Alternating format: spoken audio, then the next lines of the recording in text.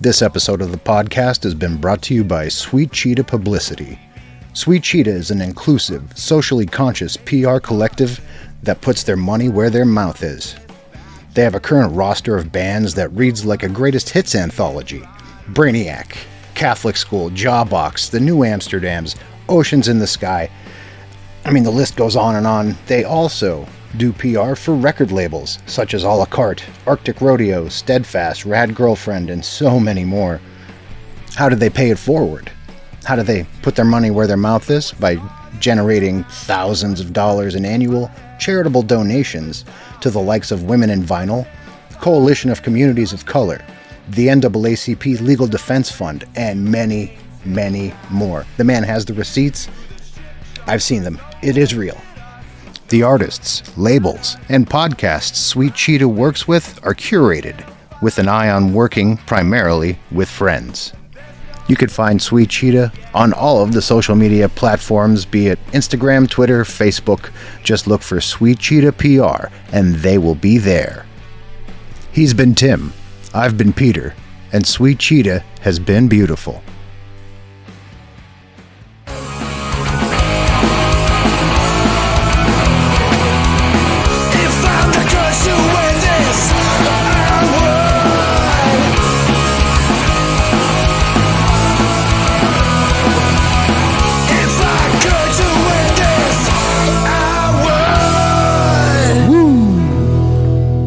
Hello, and welcome to another edition of the Book of Very, Very Bad Things podcast. I'm your host, Peter, and I am still here. Tonight on the show, Thomas Corbin. Thomas has been doing this little project called General Labor for quite a few years now. Alien Crosswalk EP just dropped pretty recently, as well as the live soundtrack to a little film called The Adventures of Prince Achmed. I've been sitting on this episode for far too long, sadly, but I'm here to give it to you tonight and to let you know that there will be another relatively soon. We'll be featuring more than a few tracks by General Labor in the body of the episode. If you like what you hear, which I can't imagine why you would not, go over to generallabor.bandcamp.com. Go buy some music, man.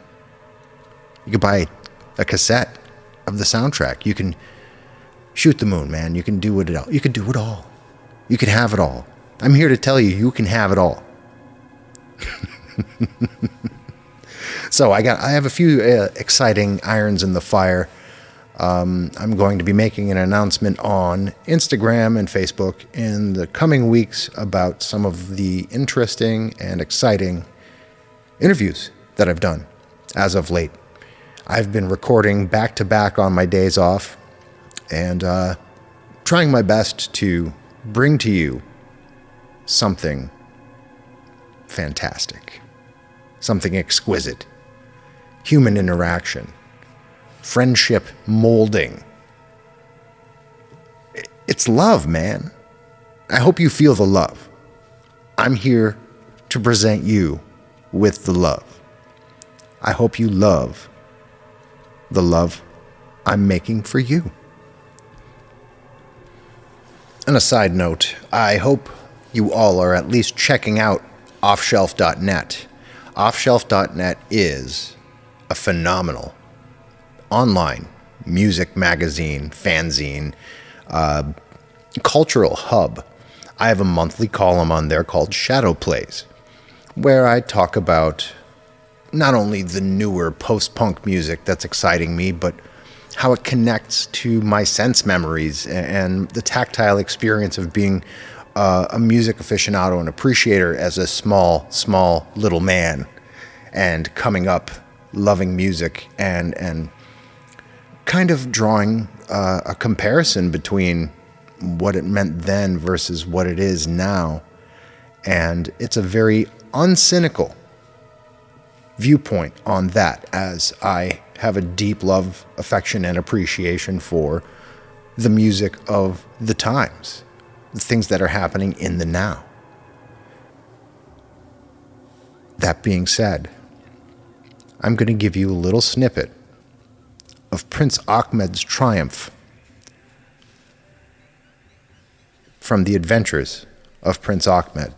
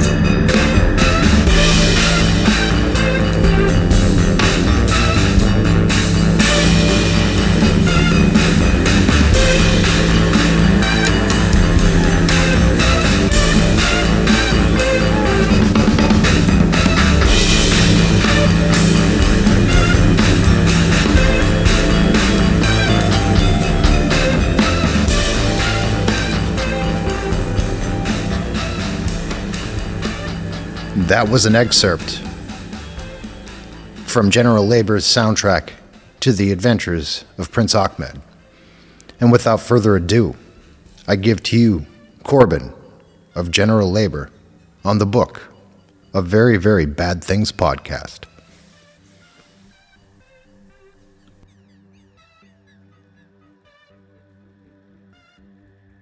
Like that, there's like takes you a second to read all the fine print. Yeah, absolutely. And especially since, you're jumping in on some sort of programming. I'm so computer illiterate. Like I'm going to be 46 next month. I'm still listening to vinyl and cassette tapes. That's where I'm at right now. Well, it has fully made its comeback, and I think you're right on. Well, yeah. Now I only had to wait 30 years for that to take place, but right.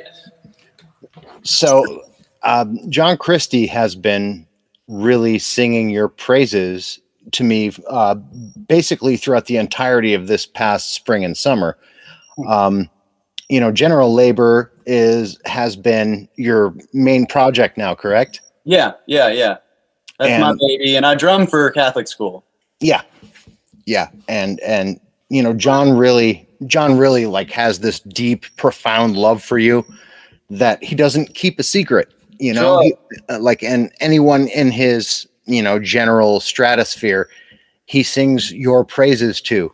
But bearing that in mind, you've had a lot of pratfalls in the way of kind of making this a reality for yourself, have you not? Totally, yeah. I mean, it was a solo thing, started about 5 years ago. A couple friends reached out and expressed interest in making it a live thing. And one of those dudes ended up totally being like unhinged and I'm far enough removed from it now to be like, wish him the best. I'm gonna stay in my lane though, and you do the same. But like, so my, and that was the first iteration. There were 3 more after that. This one right now being the 3rd, and I think I've finally settled on like sort of my dream lineup of guys that kind of get my vision and can implement, their skills, because there's guys in my band who know way more about the recording process and like how to frequency spread properly and things that I'm just a punk rocker. I don't know what the fuck. I'm just writing music. You know what I'm saying? Yeah, me too. I get it. Really cool, and because the demo was mostly electronic, I became obsessed with synthesizers and all this. And anyway, so we did the punk band, a few different versions. Finally landed on this crew I've got now, and then all of a sudden, they're like, "So do we want to send triggers from the drum kit to like some sort of drum machine so it sounds more like the demo?" And I'm like, well, I've never thought of that. I wouldn't have considered that. So now that's what we do. Is it's like this hybrid electronic situation. It's pretty rad. It's bigger than really I could have imagined 5 years ago, for sure. Because you're coming from that punk rock background that, 3 chords and the truth, but then you get well-versed musicians into the mix and it becomes another animal. I totally get that because, I'm somewhere between like Bob Dylan and Social Distortion in my own songwriting skills. So, I mean, there's that simplicity of like, the Springsteen of it all versus my absolute and utter just adoration of The Cure. Sure. Yeah, totally. So, and trying to get those two to coalesce in the same space is very difficult. And to me, it seems like, especially, I just watched a live video of you guys from like a day or 2 ago that John. Oh, that was last night. Did you really? Last night. Yeah, I just watched it. Phenomenal. That rules, man. Hell yeah. Yeah, when I tell you John really, goes to bat for you, he absolutely does. And I love him to death. Yeah. Me too. Yeah, he I don't normally bust into the... I'm sorry for the interruption. I just wanted to clarify that Corbin is no longer associated with Catholic school. As a matter of fact, I'm not sure there's anyone except for John that are in Catholic school at the moment, unless he has gotten some other musicians, which he very well may have. For no other reason than to fact check, I offer this piece of information going forward because we do talk a bit about... and this might be a later thing, but since you brought him up, we played a show, General Labor played a show, it's called Maribeth Fest. He has a cousin, Maribeth, and I think it started as a joke, like for her birthday or whatever. She works at this venue, High Tone, and I think it started as a joke, but it's been ongoing now for a few years. And John saw General Labor play there last year. Pandemic was still very full swing. I mean, I guess it still is, Lord. Sure. But and he just like tractor beamed over to me as soon as the show was done. And he was like, I know you don't know me, but like, you're going to be in my band. That sounds like Johnny. And that's how we met, man. And I'm a sensitive artist. I respond to flattery. Sure. Of course you do. And validation. And anytime someone comes up to you right after a show and they're just beaming and they're like, oh my God, like that already fills my heart. But then to have someone be like, I saw you guys open for Black Marble and I knew I was going to find you. And then here you are and fucking it's going down. And I was like, all right. I couldn't say no. Yeah, especially like someone writing at the caliber that John Christie writes at. Absolutely. I mean, it's not like I'm sure you've heard the new Catholic school record that hasn't happened yet. Well, yeah. But it's light years away from the last one. It's so phenomenal. It's different. It's different, but it's different in every great way you can possibly construe different from because he's not just sticking to a formula that had occurred on the previous record. He's allowing himself to grow as an artist, especially since he's a human being who's being affected by the things happening in the periphery of his life. Totally. Yeah. And I'm drumming on that. And I think part of what makes it so different too, I'm sorry, I'm trying to find a better position here. No, it's looking a lot better, I can tell you. Okay, good. That's probably just my inclination to hide in the shadows. Just like every time we play a show, I'm like, can we just kill every single light in the house? But I think part of it too is like, you know, the first record, and it's so fucking beautiful and honestly perfect. Yeah. Like, it just is. I wish I had more to do with that record. I didn't know John yet. And luckily we've met and we've got our own crew, just like I've got mine for General Labor. And we're all really tight now. Kip Allhorn from a band called Cloudland Canyon and several other projects that have been amazing over the years. He's really prolific. And my buddy Andrew and the bass player Jerry. I think part of the reason the new record sounds so different is John has allowed us to step in and kind of give it our flavor. And I respect that because I know as an artist, every song is like your baby. You get precious about it, of course. And you gestate it and then you want it to be a certain way. And it's hard when somebody steps in with a different conception maybe of what they're hearing in the song. And, you know, obviously there's been a lot of dialogue, but for the most part, he really let the band kind of take it and run. And I think it created this really beautiful blend of John's vision and then just whatever else everyone else brought to the table.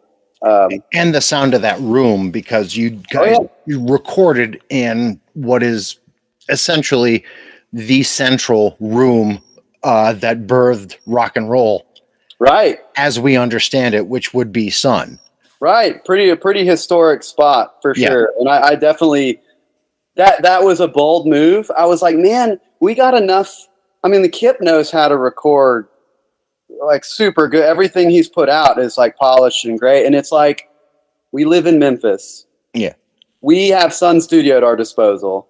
And I think that was a really cool move in retrospect. And it was like so awesome being there and like experiencing that and seeing the pictures on the walls and feeling like you're a part of it. So I think that sort of I think that bled into the record in a lot of ways. It did, because like when you listen to it, and let's face it, no one else outside of the both of us, John and the guys in the band, know what this album's really about. Sure.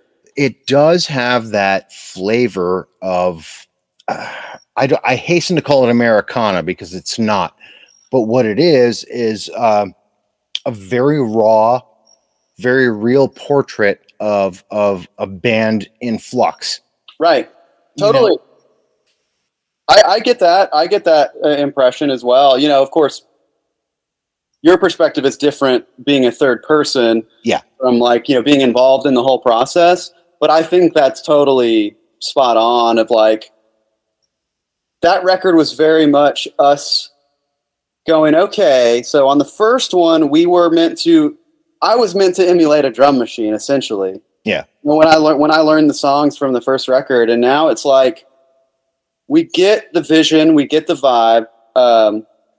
We're in this new environment. Like we've practiced in John's style for writing and recording is like I've never seen. This guy, he can crank out songs like in his sleep. Okay.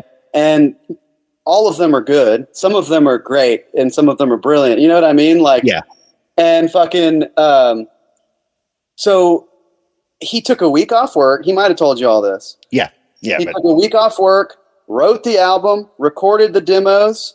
I was there for a lot of it, doing drum machine stuff. And then it was like, all right, guys, let's hear the demo, learn it. We're going to go to Sun. And we really didn't get together a whole lot before we went to the studio.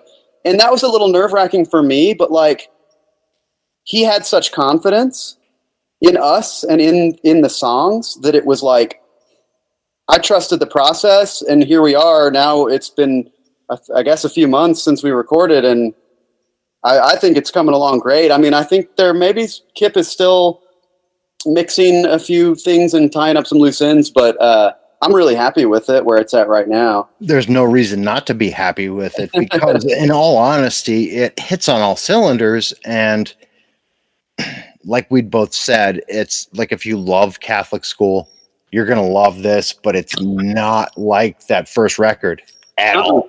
Right. In the slightest. Yeah. And part of me wants to reconcile that and be like, oh man, should we mix it differently so that it's more consistent? But honestly, like, I think it's good to let it be its own thing, you know?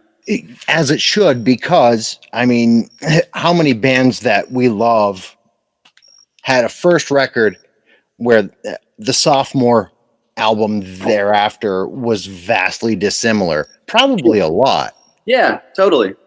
Like Three Imaginary Boys from The Cure is not the same as everything that happened thereafter. I mean, Sure. it all starts off at the humble beginnings. Okay. Sure, yeah, and there's either the sophomore slump or that next step up. Exactly. And to me, this is that next step up. Yeah.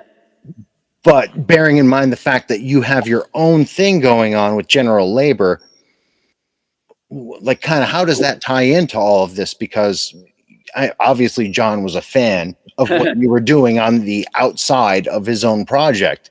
Sure. General Labor is, I don't want to say vastly dissimilar from what Catholic school is, but it's different. It's very different. It is very different. You know, there are some common sort of interests between us. You know, you can say, like everyone else in the city, that we're under the post-punk umbrella, but I mean, What does that even mean? What do those words even mean? Nothing, really. Nothing. It means what? We're fans of Ian MacKaye in high school. I don't know, like what? Which we all were. Let's face it. Yeah. But yeah, I mean, you're wearing the shirt. He and I, one of the first bands we talked about was The Cure, and Disintegration being like one of our favorite albums. And there is so the thing with General Labor, I would say one of the main differences is with my project, we have songs all over the board. And that's not to say that this new record, it jumps around quite a bit thematically and sort of genre, sort of taste-wise. But yeah, I'm pretty unhinged with my writing. A lot of what I like to do is honestly fuck with the audience. Like, it makes sense that the only recordings I have are either practice recordings of the band just trying to figure the songs out, or like early demos that I did, because they're constantly changing, and it's very much written for a live performance. So this was a retrospective realization, but like, it makes sense we haven't even recorded yet. Yeah. I've now had the band that I have for about a year, maybe over a year. And again, like I said, it's been ongoing for several, but it's been about the live show. So these songs were written like, okay, so let's do that build up that you do in the demo, but instead of dropping into the second chorus, we're just going to have a complete stop. And then we're going to make some noise for a while. And it's like, what is the audience not going to expect? So what's funny, and that's worked out great for the live show. What's funny is now, like, how is that going to work in a recording? But you have to realize, though, that, you know, we have examples of bands that did just that. We have Fugazi, we have Rites of Spring, we have Embrace. Sure. Like, the whole DC hardcore thing is tailored to what we're talking about right now, because it was legitimately tailored to the live setting. And the recording was the afterthought. It was just a blueprint to drive what the song would be in a live setting. Also a great Fugazi song, Blueprint. Oh, Blueprint. Yeah, absolutely. Absolutely. Yes. But you take all that into consideration. I mean, that is punk to the nth degree. That is what it is supposed to be about. Improvisation. Fair. And being in the moment. And yes, we love this record, but we love seeing you more. Right.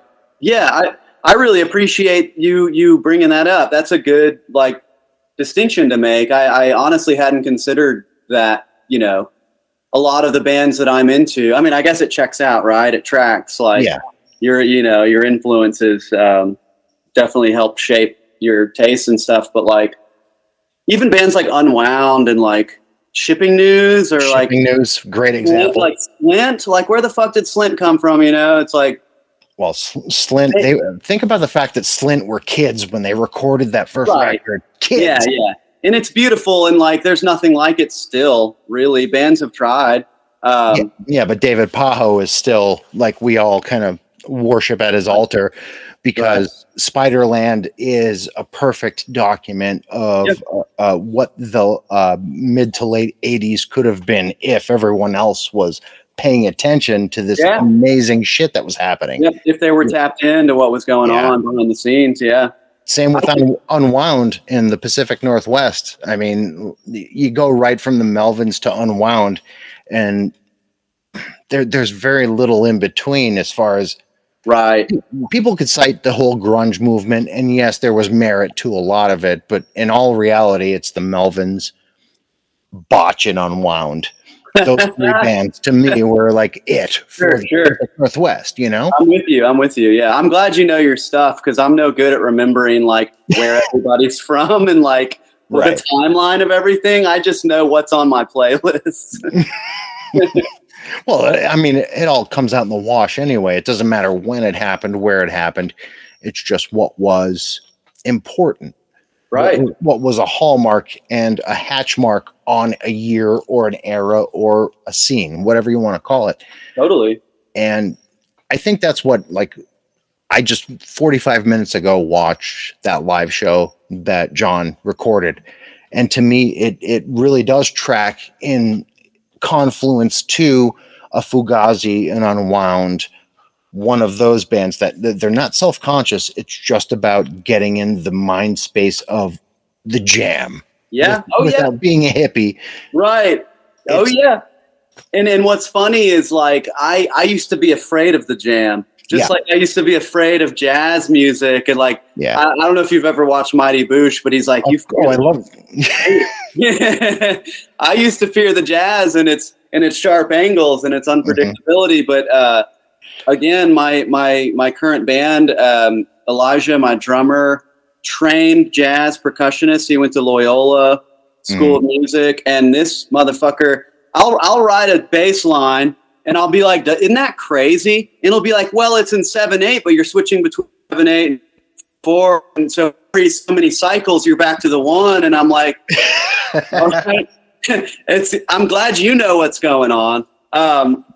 And so they add this element of like what feels like improvisational. I mean, people have said, what would you call yourself? And I'm just like, I don't know, post-punk. And they're like, noise jazz, jazz punk. Like, and I'm like, I'll take whatever at this point. But we definitely like to get lost in the jam. More often than not, the jam is pretty noisy. But we have our moments where it back to your question a minute ago, it kind of crosses over into the Catholic school territory where we let the ambience and the sort of wash, the wall of guitar and or synth or whatever, speak for itself and try to back up and let it breathe, which is hard for me to do. I'm a maximalist. As much as I wish I were a minimalist, I fill the space. Like, I don't know if you can see my fucking house, but like, oh yeah. There's not a lot of empty space, and I feel like I write that way too. This is my life, brother. I mean, it's instruments and records. That's basically it. And what you're saying like hits on so many different familiar levels, because I was in what people would have considered back in the late 90s, early 2000s to be an improvisational, jazz influenced hardcore band, really. I like the sound of that. But what we did was we wrote about 23 or 24, passages of music, 24 parts. And whenever we set up foot on stage, we started wherever it felt right and just allowed it to happen. And we toured with like everyone from the Mars Volta to the Locust doing stuff like this. Yeah. Wow. And we were called the Distylysis Compendium. And once we'd broken up, everybody went on to be in like an Albatross and all these other like notable bands. But where it all started was just this group of hardcore musicians that wanted to, you know, broach the whole idea of what it is to be a structured band, because we were into Godspeed You Black Emperor and the Rachels. And I think that's what really resonates with me about what you're doing, because it feels like it's in the same spirit. Sure, totally.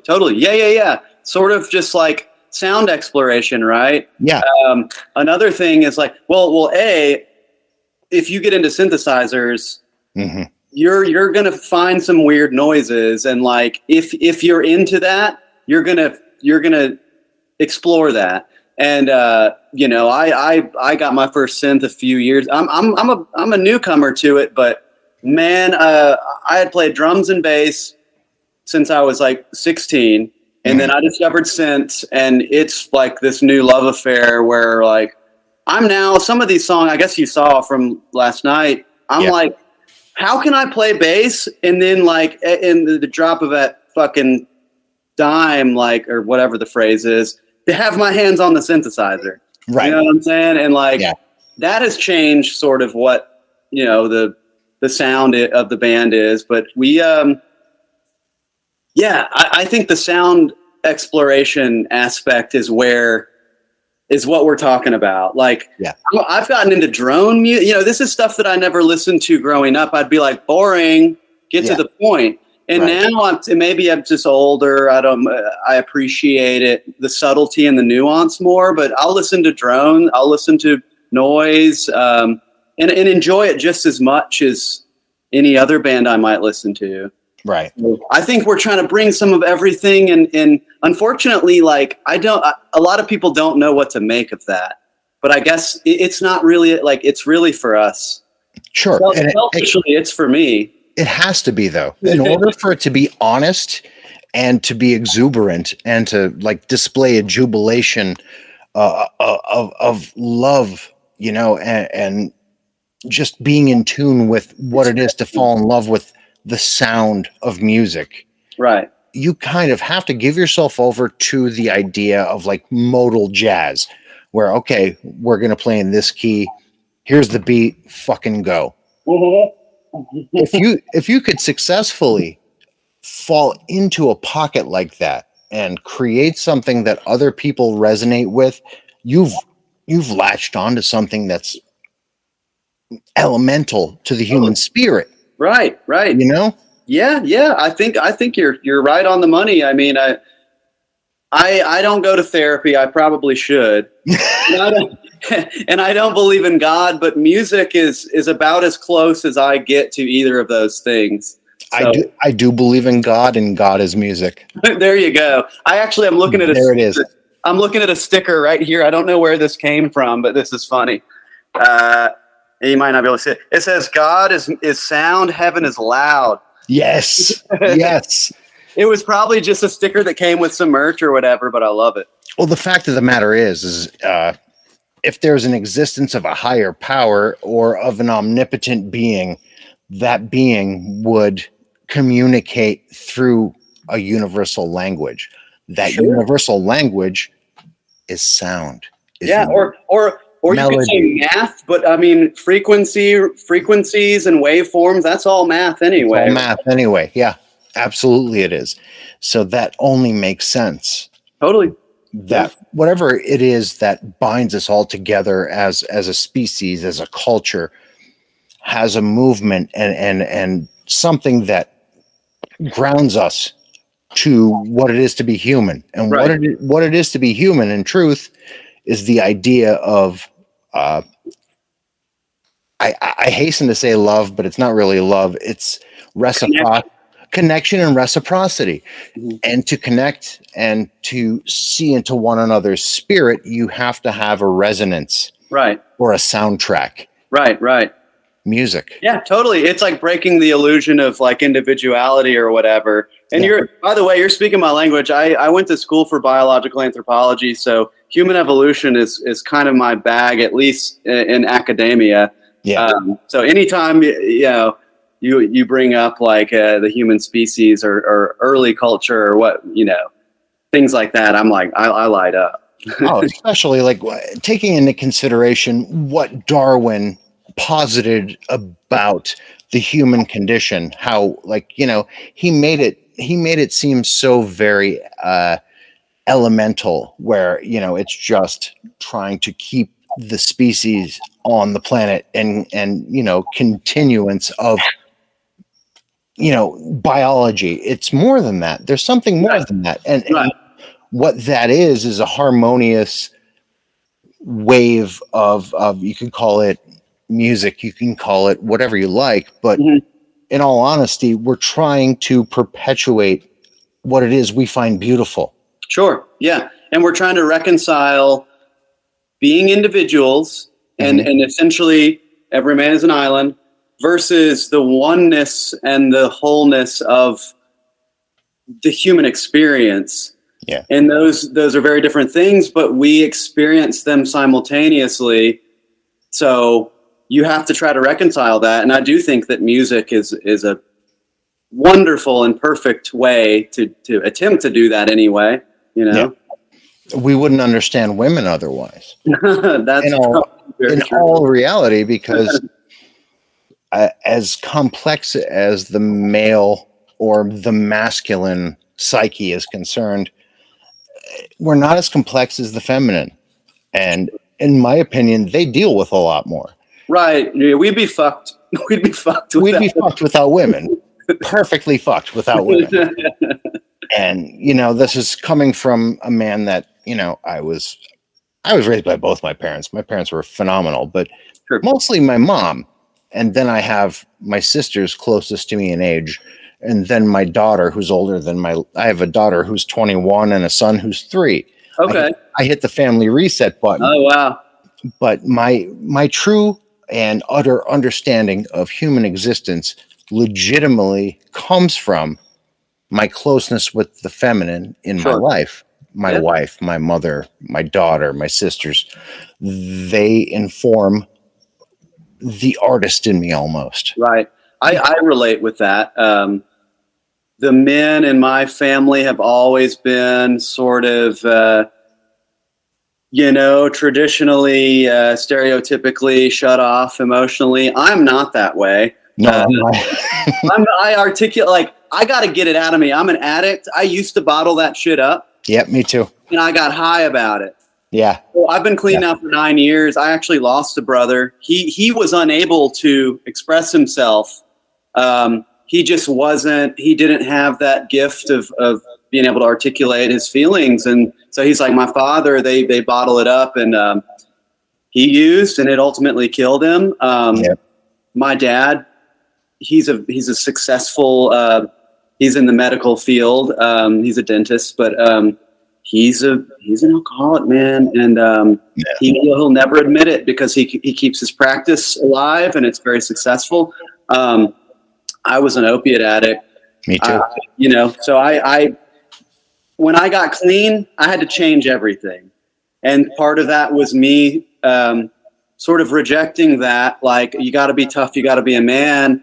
And just like, if I feel something, if I feel slighted by somebody, or if I admire somebody, I just tell them. And sometimes it's awkward, sometimes it's weird, but like, I get out, and I think I'm better for it. And I think I learned that from my mom, from my sister, from my partner.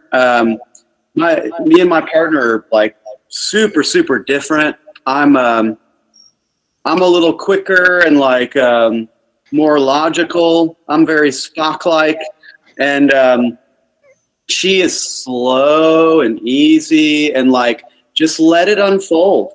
Why don't you just see what happens rather than get in there and fix it? And we butt heads about that, but more often than not, she's got the right idea. Yeah, she's evening it out. Same with my wife and I. My wife comes from She's not born there, but she grew up in the Dominican Republic. So Okay. there's an ease of lifestyle.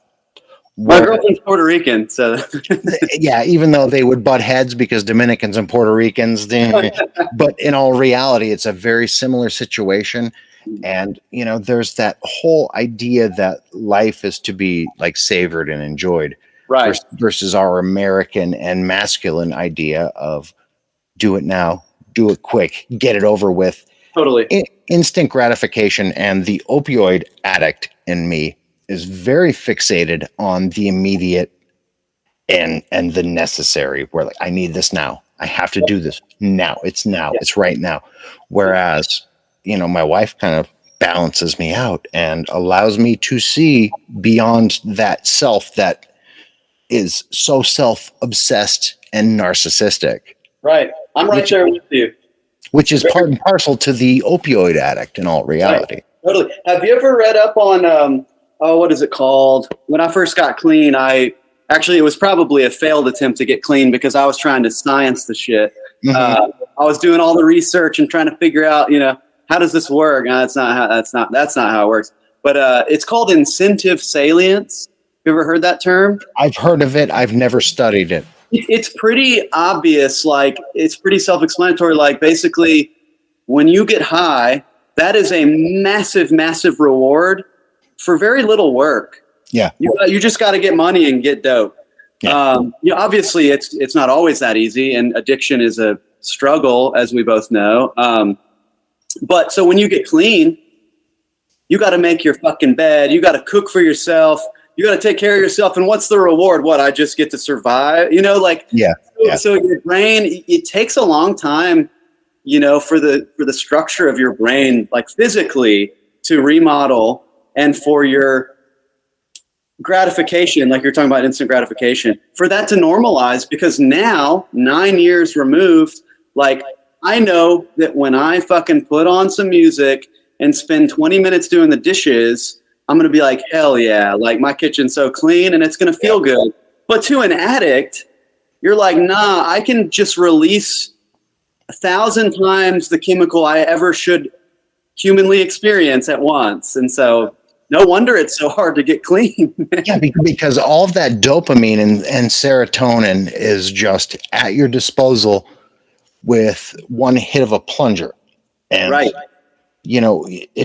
Pavlovian as it is, you become attuned to that, where, I could either go and do work and attain little hits of joy by doing acts of service versus, Yep.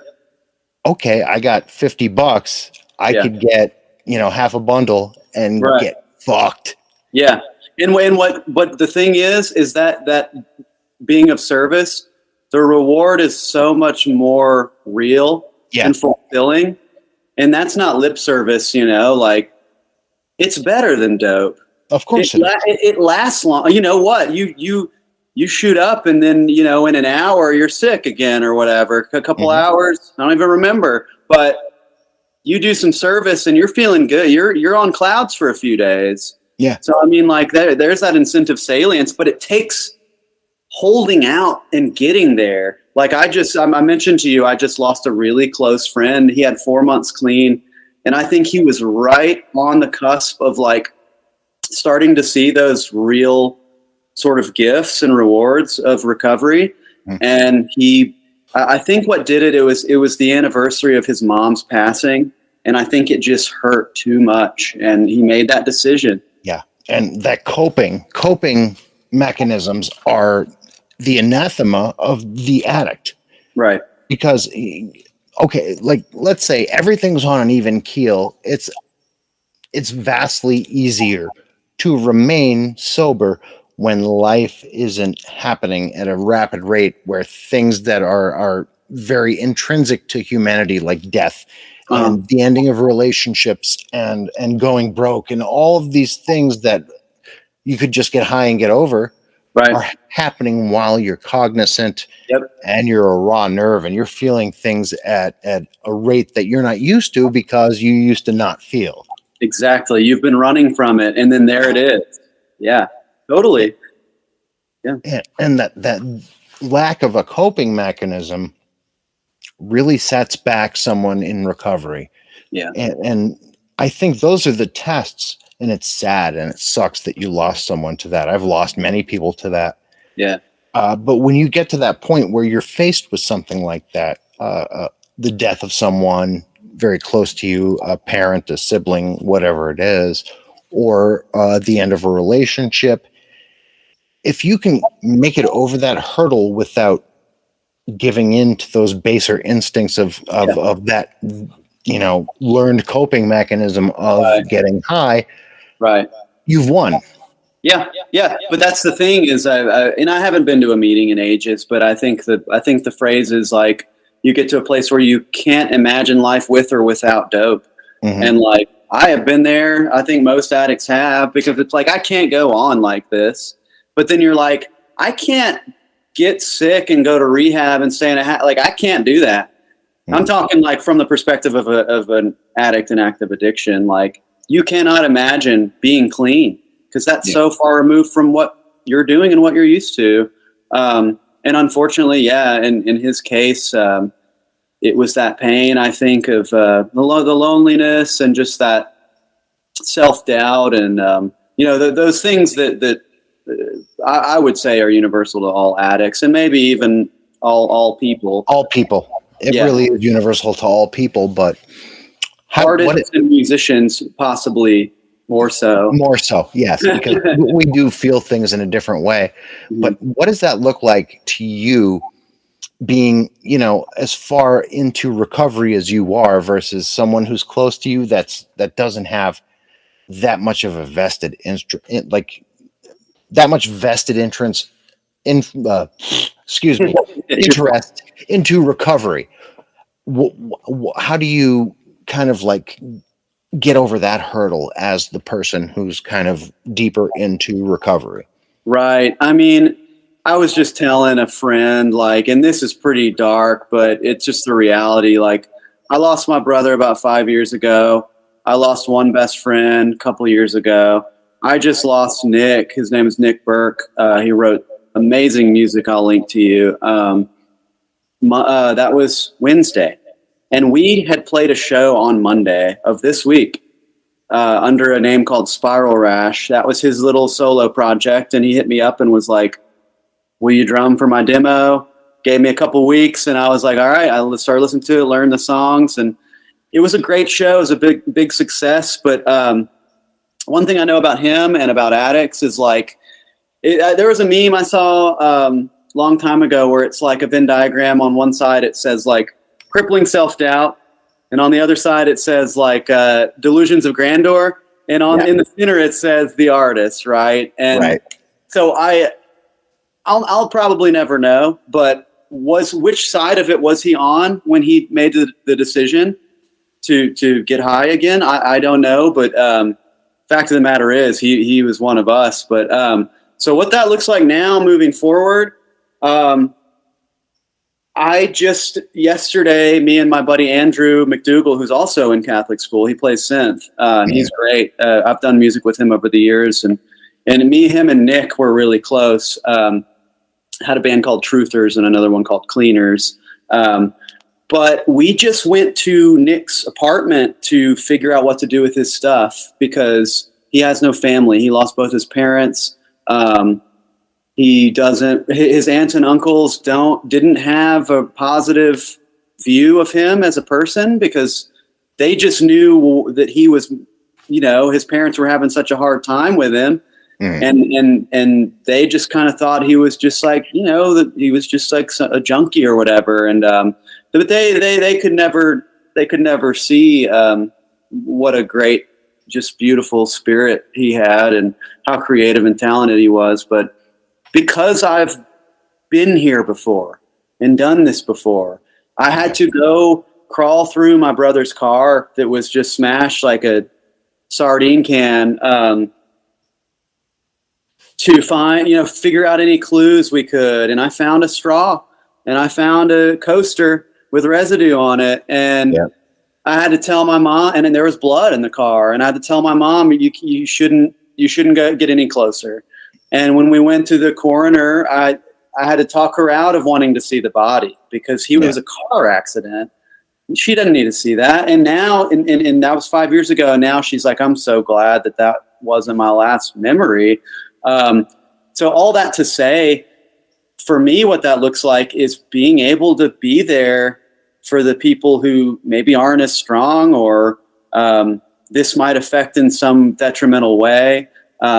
Be there for the people who are trying to cope and trying to handle business, because it's cruel and it's sad, but it's the reality of death, is that there are things you have to take care of, and you got to deal with the stuff. You got to deal with the body. You got to set up a service if that's something that's possible. And that's what we're grappling with right now, is like, do we as his best friends, like, I mean, his aunt wants to put him in like an unmarked grave. I guess that's the cheaper option. And we're like, he would have wanted to be cremated.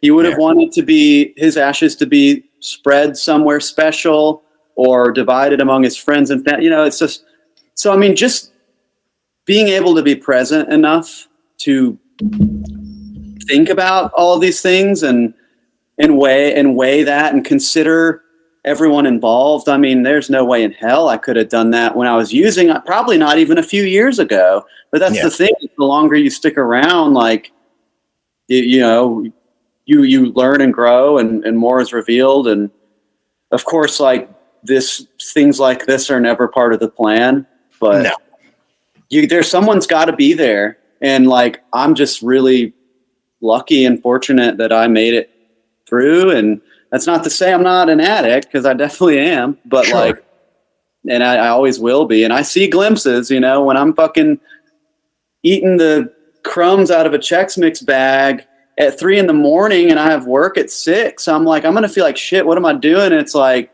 you're an addict. and thank God that's what it looks like nowadays. But yeah, you know, like, I went and got his stuff, and I got a box of his cassette tapes for the project we just debuted on Monday. And now I'm like, okay, like, he had this whole plan. I think it's like 50 tapes. He had this whole plan where he was going to draw an original piece of art for each tape. And for anyone who was interested, he was going to send it to him for $10-15, whatever. And, well, he's gone. But I have his tapes, and I have a box of his art. So it's like, I'm going to just make that shit happen. Yeah.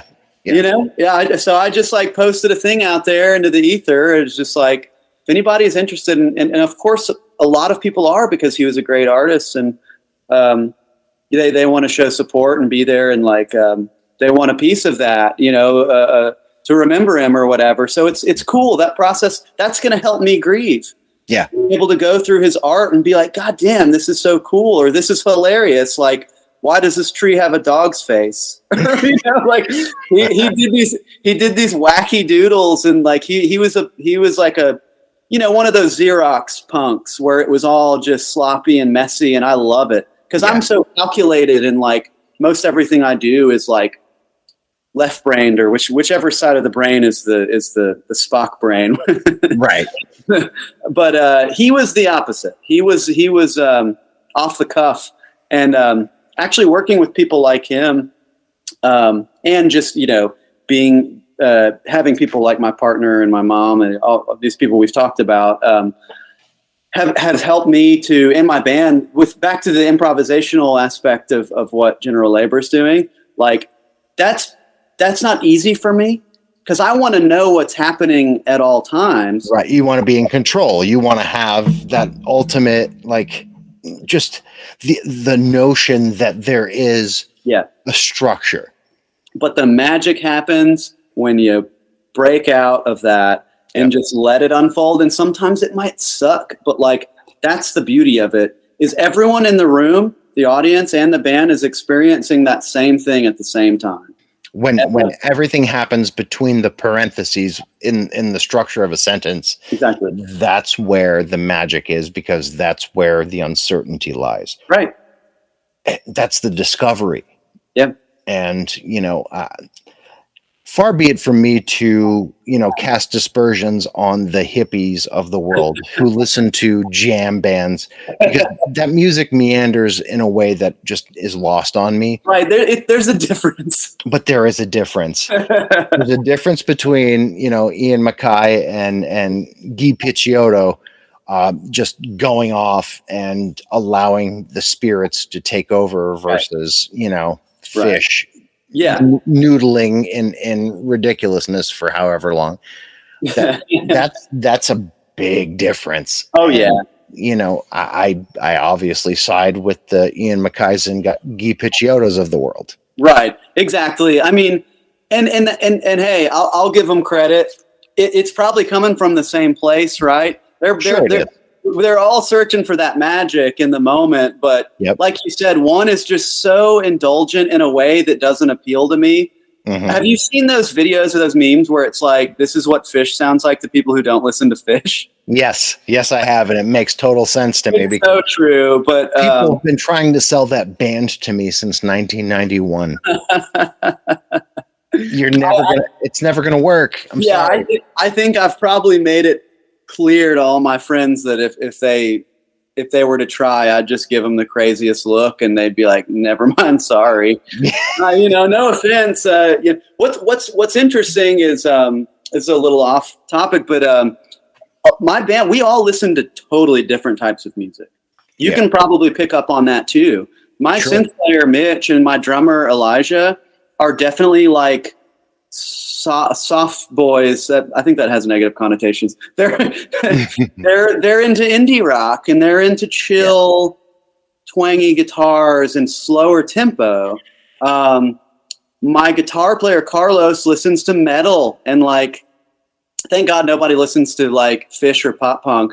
I think that might be a deal breaker, but no. So, I mean, part of this too is like, and again, this in the spirit of creating and exploring, as me being okay with the songs and the style taking a turn or a direction I maybe wouldn't have gone with. And usually I like it more. It may take a while, but I usually end up being like, you know what? Like, I would have never thought to do that. Yeah. I'm for it. I'm behind it because it's new. It's different. And, I can, if I just want to write a song that I am in control of from start to finish and every instrument, I'll do more demos. Yeah. But like and it's the same with John. It's the same with John and the difference between the first and the second. Yeah. So, because there is that idea that exploration has occurred and someone gave themselves over to the idea of what the greater art is that's involved versus just, I'm going to do this. Right. And it loses itself to the mathematics. Right. You get beyond that. You get beyond just, okay, I'm going to do this for this many measures and then this is going to happen versus, all right, I'm going to play off of you. You're going to play off of me. And what we all come up with is going to be the sum of all of its parts. Totally. And that's, is it jamming? Yes. Is it jam music? No. Yeah. It's still got the angst. It's still got the edge. And I would argue it's more difficult to jam and keep it edgy, far more difficult than it is to jam and just keep it flowy and free form. I mean, yeah, because you're noodling. It's just like, right. I've been to those shows. I only went for the drugs. And I can tell you in all honesty, I'd never once, in however many times I'd gone to these parking lots looking for narcotics, once I'd made it into these shows, I've never enjoyed myself even under the influence, because even once I'm under the influence of said substance, it becomes even more apparent to me that this is just meaningless garbage. Right. Yeah. Yeah, it's just dribble. You're just like, dribble. Okay, all right, your scales, very good. Yeah, wonderful for you. But I mean, you're not John Coltrane. You're not Mingus. Come on. Sure. Yeah. Let's still talk about jamming. I mean, fuck, the real ones were those guys. I the mean, the modal jazz, the hard bop era. Art Blakey. I don't know if you were listening to Art Jazz Messengers. Oh yeah. Yes, my dad was a jazz drummer. That's my language before I got into punk. Even that was where I came from. Cool. And the Jazz Messengers, and the idea, even though it's entry level jazz, Kind of Blue is a wonderful document because you have everybody, Miles Davis, John Coltrane, Cannonball Adderley, everyone's on this record. Yeah. And when Miles came out, he said, we're going to play in this tempo, in this key, 1, 2, 3, go. Yeah. And you get that out. Right. What the fuck? Yeah, you may know more about this than I do, because I'm, like I said, my drummer really is the one who, and my guitar player Carlos too. They're way into jazz. They're the ones who bring the noise. That's where we cross over, because they're coming from this jazz place. I'm coming from this noise kind of industrial place, but there's a lot of crossover there. But I think it was him that told me that he used to just like go to clubs and be like, that's the best drummer I've ever seen. Yeah, he's 17 years old, but come with me, buddy. And I guess that's what a lot of the early jazz dudes did. Yeah. And then they would just put them on the map and just be like, I'll be having some of that. And then bam, names that we're all familiar with now. Yeah, absolutely. Because that's where your Mingus has come from. Like, they would play in these open mic night environments in these jazz clubs, and someone would just get up and go off.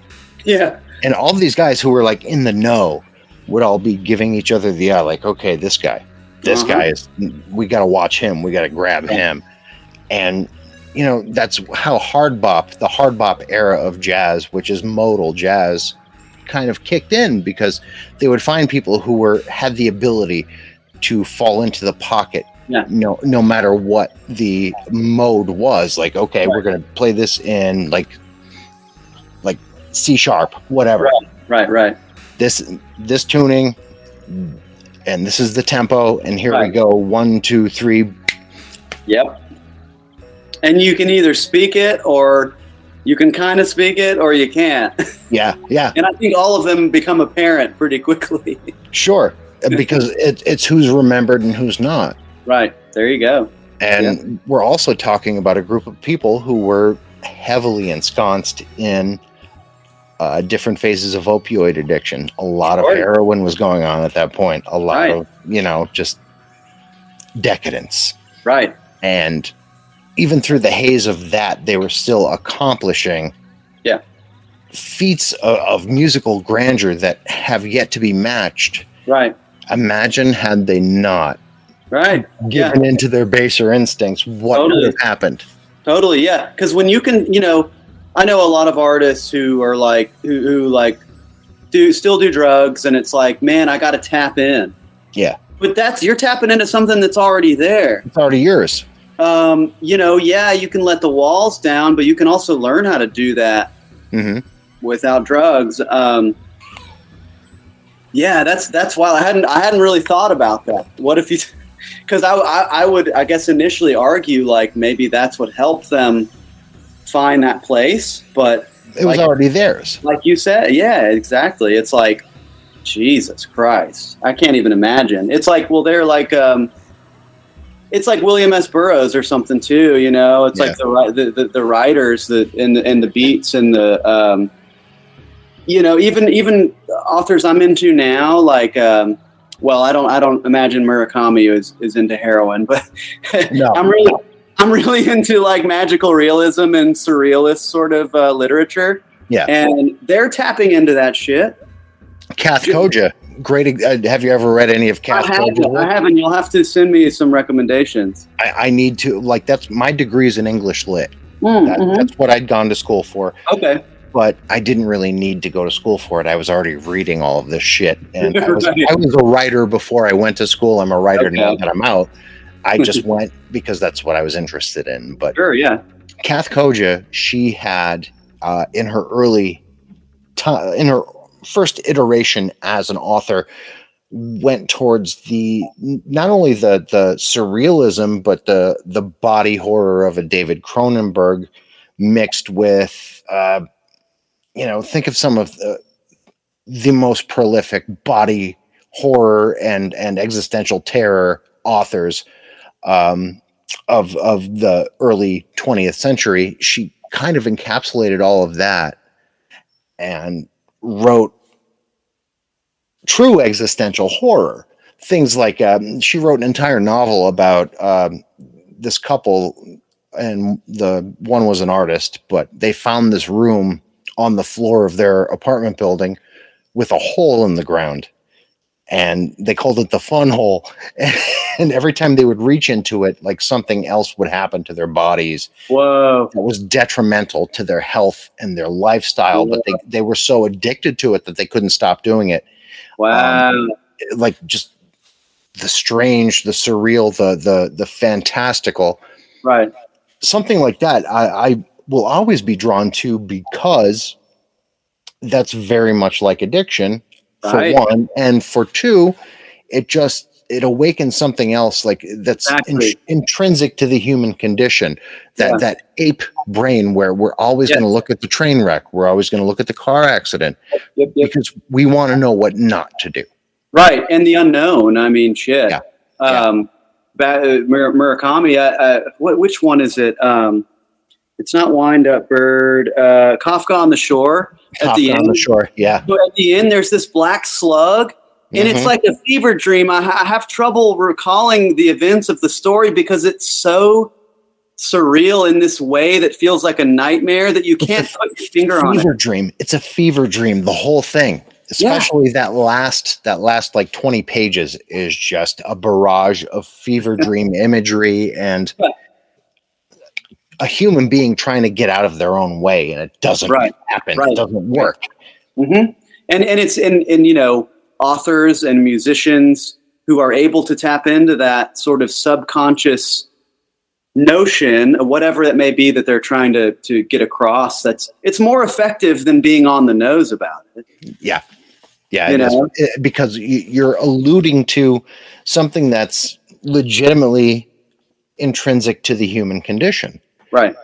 And I've heard it, like I minored in sociology. So a lot of this stuff would come up when I was at NYU in the early 90s.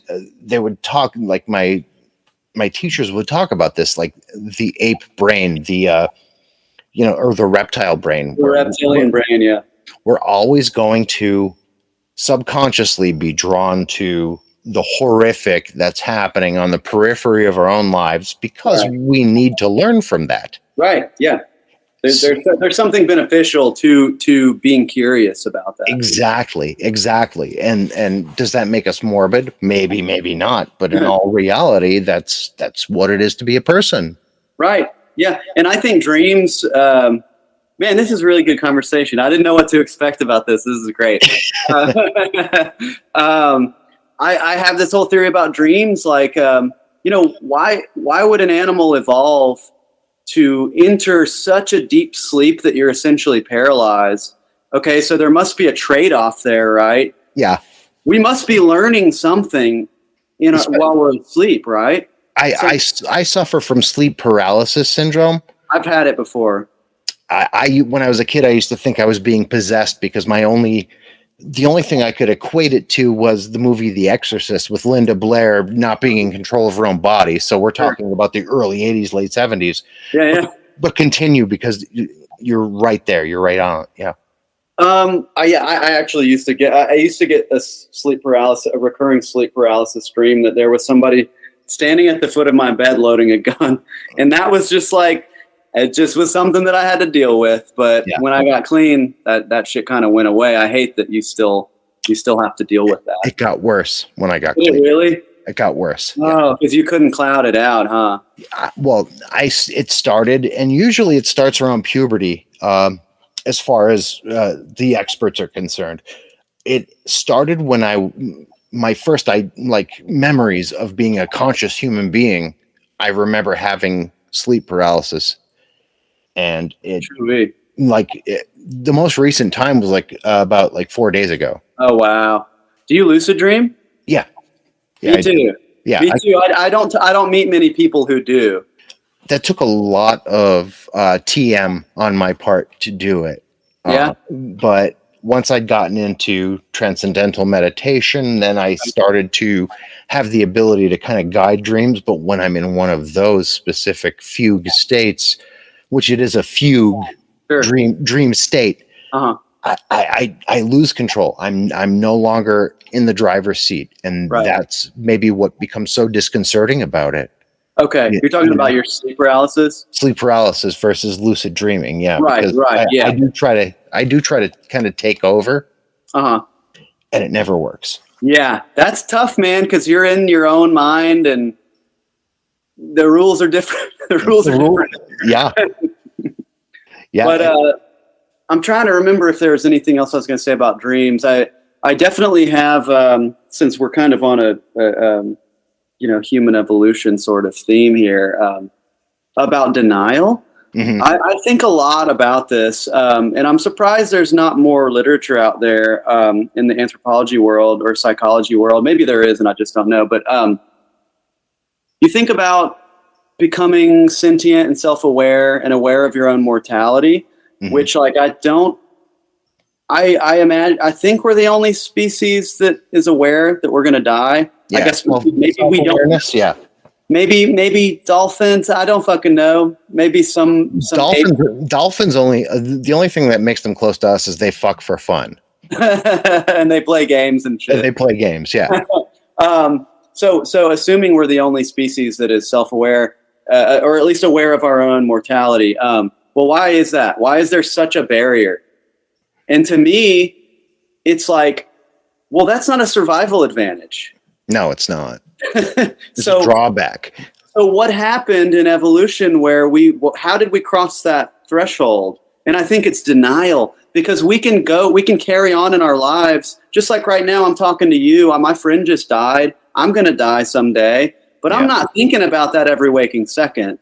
No. And so I think that's the mechanism that occurred in human evolution, where it was like, you're smart enough to know you're going to die, but you're evolved enough to be able to sweep it under the rug. And I think that's why we can have simultaneous conflicting thoughts and feelings and ambivalence. And like, because we basically have evolved it's the cognitive dissonance, right? It's just like pervasive to our condition, to our being. That's the Deus ex machina, the God machine. We're self-aware enough to know that we're going to die and that everyone around us who we love and care about is going to die.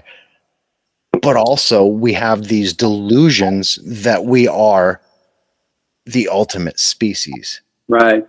And in all reality, things being equal, there are reptilians that can quite easily dispatch us, consume us, and not give a shit about it. Right. Like we're cattle. As if we were truly the pinnacle of evolution, when in all reality, there are crocodiles that are fully equipped and can easily take one of us down, put us in a death roll, eat us, and it's over with, and they don't give a shit. No, done deal. There's not a second thought about it. Is this a monkey? Is this a deer? I don't give a fuck. Nope, it's meat. So, like, who's really the pinnacle species? Right. And there's, I think I read a thing that, like, in terms of biomass, like ants, like if you took all the ants in the world and put them in a ball, it would weigh more than if you took all the humans in the world and put them in a ball. Of course. That's crazy to think about. That hardly makes sense to me. Well, think about it this way too. Each, hive of ants inhabit one mind, where only one of us inhabit one mind. Yeah. We really struggle to get on that sort of societal, communal, greater good level. Yeah. Usually it's for the worse when we do. Actually, always, because like, look at socialism and Sir Thomas More's Utopia as the birth of socialism, and then Karl Marx. Were they terrible ideas? Fuck no, they were wonderful ideas. Right. Do they work on paper? No, because human beings are scumbags. Right. Yeah. Exactly. Yeah. We're not going to take care of, ultimately, we're not going to take care of one another. We're going to find the weakest link and predate them. Right. Right. Or exploit them or whatever that looks like. Sure. Yeah. Absolutely. And what does that make us? Yeah. The same thing as that crocodile that. There you go. Yeah. And I mean, God, especially living in the country we live in and late stage capitalism as it's happening. And seeing how everything's being handled and just the confusion of it all and the intentional confusion of it all, like intentionally divisive and just like misinformation. And it's like at this point, the system is so broken, it's a runaway train. I don't know that anyone is actually in charge anymore. No, they're not. I mean, if we're looking at, unfortunately, the president I voted for, I hung a lot of hope on this guy. He jumped in after Trump, and what did he do? Yeah. What did he do? I wanted him to champion us. I really did. I'm in a union. I'm very much leftist. I don't even like to say liberal. I'm a leftist. Right. And I want to see these ideals of human beings who are dedicated to the greater good of the least and most of us to be championed. And where did that get me? Right. Yeah. Few and far between. I think I would have loved to see what Bernie could do, but Bernie was my number one pick. Yeah. But let's face facts. They were never going to, if he did Democratic Party. Yeah. Because if you look at when Hillary was in the primaries, Bernie actually won the primaries, but they silenced that. Right. Right. It was her turn. Uh-huh.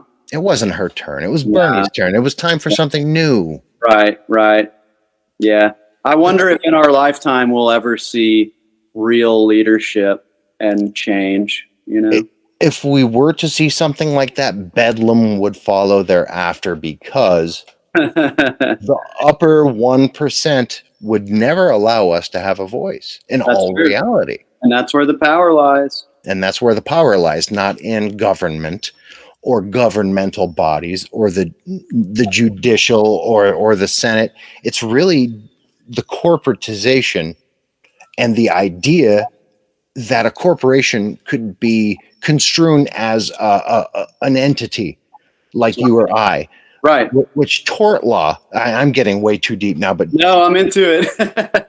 Tort law is what made that happen to us, right? The idea that an LLC can be seen as a Corbin or a Peter, like they're a collective of hundreds of people who just own shares in this idea of a being. Yeah. Whereas, in all reality, they're not a being. They're a fiduciary entity. Terrifying. Scary as fuck. With way more rights than a lot of people in this world. Way more rights than way more. And protection and backing and support. Yeah. Everything is shit. We actually over intellectualized ourselves into a plutocracy based on funding. Yeah, absolutely. How dumb are we? Yeah, right. We were better off in the jungles. Yeah. Just, eating what we can lay our hands on and not, gorging ourselves because it would slow us down. There's something beautiful in the simplicity of the baser instincts of the species. Right. Yeah, I agree. I mean, once you become sedentary and your population grows and you need surplus and you need resources, I mean, you're on a fast track to, where we are today. Late stage capitalism. Yeah, because then you got to go get more resources from them over there to protect yours. And it's just like, and that's where the idea of the other or the enemy comes into play. Right. Totally. Yep. when it doesn't really need to be that way because there's so much surplus. Yeah. And we're all the same. Yeah. Yeah. We're all the same. And the idea that we can make an enemy out of another one of us based on the fact that their house is nicer or they have a better car or they dress nicer, it becomes this self-fulfilling prophecy of narcissism. Right. You know? Yeah. And I do think that, well, I don't know if you want to call it the media or the powers that be or what. I do think that we're often being played against each other. Yes, we are. Because somebody up there understands human nature. Yeah. You know, and they know that when we're fighting, we can't fight them. We can't pay attention because we're too busy being mad at our neighbor for either having a pro or anti-Trump flag on their front porch. Right. Which, living in Pennsylvania, which is traditionally a very leftist, very democratic state, very pro-union state, when the Hillary Clinton of it all, which her family's from this area. Okay. When she was in the running to become president, the state really took a massive turn. And people who were traditionally centrist Democrats became very active Trump Republicans. Right. Yeah. You know, they're like the brown shirts when Nazi Germany rose to power. Yeah. They'd started as, you know, like traditionalist communists and then became the front line of the Fourth Reich. Right. The Third Reich, as it were, at that point. Yeah. Everything shifts. Everything shifts over. I guess just comparatively, it's like, I mean, people call Bernie an extremist, but it's like, he's a punk. Yeah, right. He's just a punk rocker, man. I mean, he's wanted the most people to be okay as possible. Like, what a radical idea that is. Yeah, like everybody should get health care and some loan forgiveness. Wow, what a prick. He's going to ruin us. We're going to be thrown into an upheaval over a kinder and gentler nation state. Right. Can't let that happen. Never. But we got way off of where we started. It's fine by me too, because that's kind of the way this show operates. I don't know. I'm glad. Have you ever listened to an episode of this before? I watched the one with John, actually. That's the only one.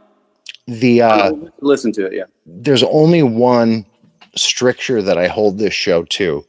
One question that I always include.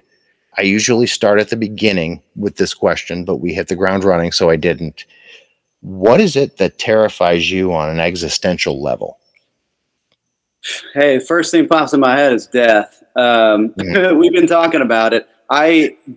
Because I don't necessarily, I mean, I believe in a higher power. I believe in many higher powers, but I don't believe in a soul. I don't believe in a spirit. I think it's all the brain organ, chemical firing. So I am afraid of death. And even though I'm surrounded by it as a surviving addict, that terrifies the shit out of me. I don't want to die. I don't want to not know what it's like to be me. I don't remember what I was doing before I was born. Yeah. Yeah. So just on that sort of back to the unknown and all of these things, that's the biggest fear. That's the biggest unknown is the beyond. Of course you got the Lynchian, the idea that love is not enough or whatever. Yeah. The notion that love is not enough. Because these days I try to handle my daily goings on and interactions from a place of love and kindness and compassion. And sometimes I get spit on, figuratively speaking, like people don't appreciate it. People aren't on that level or so they're not on the same wavelength, whatever you want to say. And it's hard because it's like, this is supposed to work. Yeah. but there's no guarantee. But I still know. I it's not so discouraging that I'm just going to turn into an asshole. I think some of the greatest people are assholes because like there's a big difference between being nice and being kind. Like in the South, people are nice. Yeah. To your face, but they're not always kind. Often they're not. They're the opposite. And then it's like I have friends from up north, and like they'll call you a stupid piece of shit. You dropped your wallet on the subway, and I chased you down. Here's your wallet, you dumbass. And it's like that's an act of kindness. Yeah, it comes from a place of love, and I can tell you, being from the Northeast of the United States, we're pricks. But it's not coming from a bad place. Right. Where like, you dumb fuck! Look at what you did. My father, who his dad was born in Poland, would call me a dumb fucking Polak on almost a daily basis. You dumb fucking Polak! Look what you did. Harsh. And we grew up speaking Polish in the house. Right. Piotr, jak się masz? You dumb fucking Polak! Look what you did. And that's what it was. But there was no malice. Do you speak Polish? A little still. I spoke it almost fluently when I was a kid. Okay. Never mind. I dated a Croatian girl in college. Yeah. And I remember one thing she used to say, and I remember those languages are very similar, but I doubt that you would. What did she say? She used to say, "Ti si zločisto malo prase." And I never knew what it meant, but she said it enough that it stuck in my head. And it means, I love you, but you're a mean little pig. What was it? Speak it again, because in pig in Polish is świnia. Ti si zločisto malo prase. I think prase.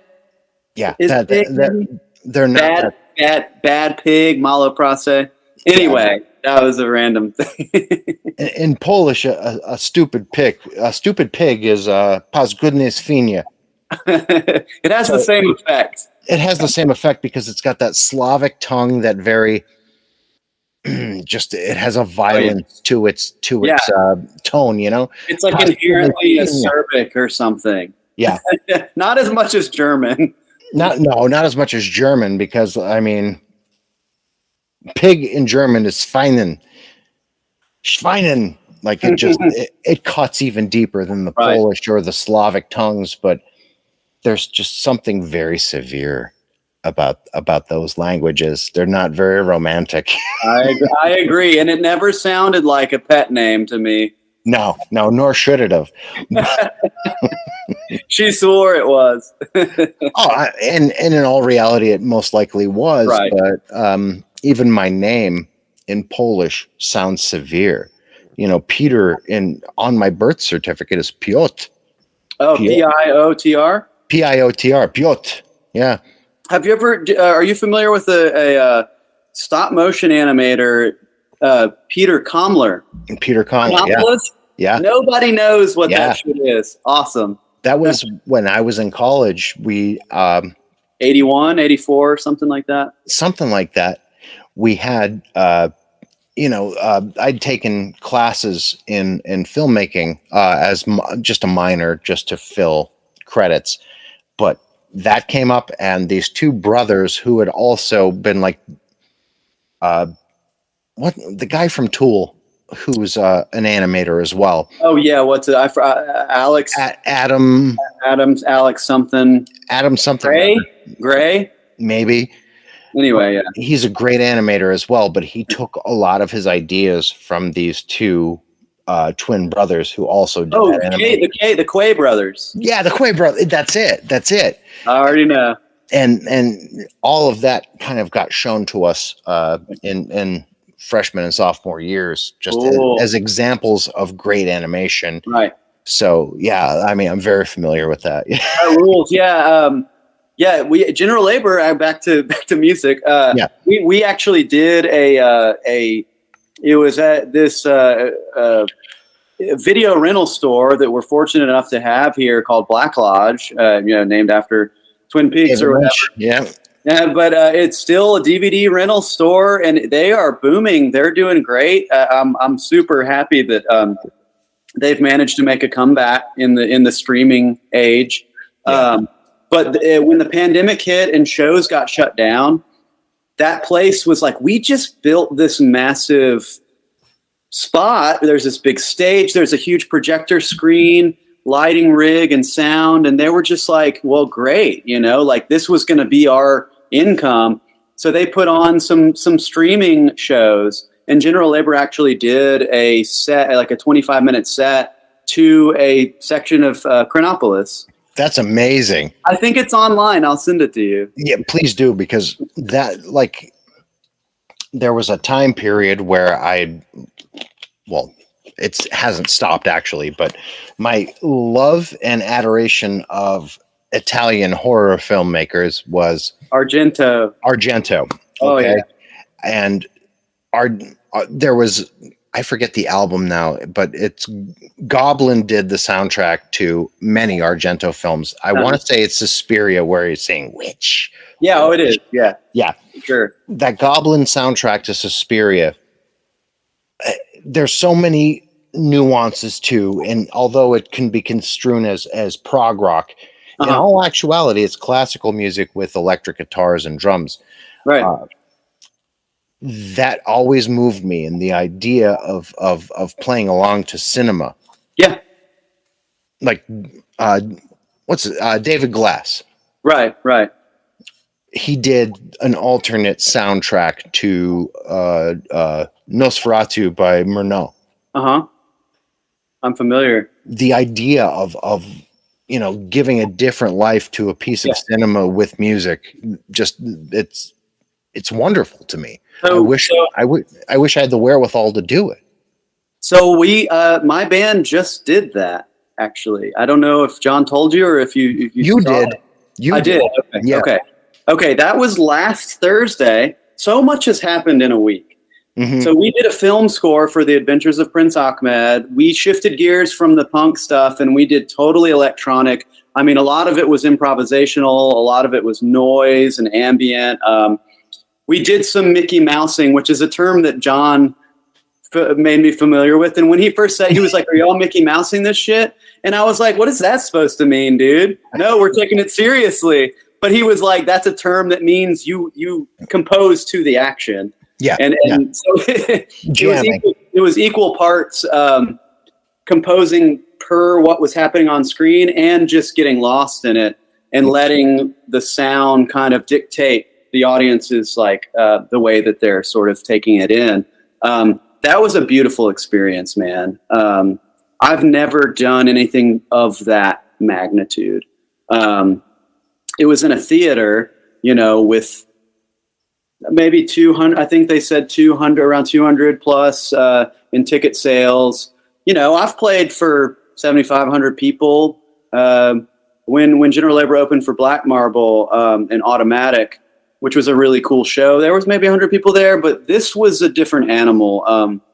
We were up there. Each of us had a whole station semicircled around us, and we're staring at the screen that's 30 feet tall, 40 feet wide, and we're only a few feet away from it.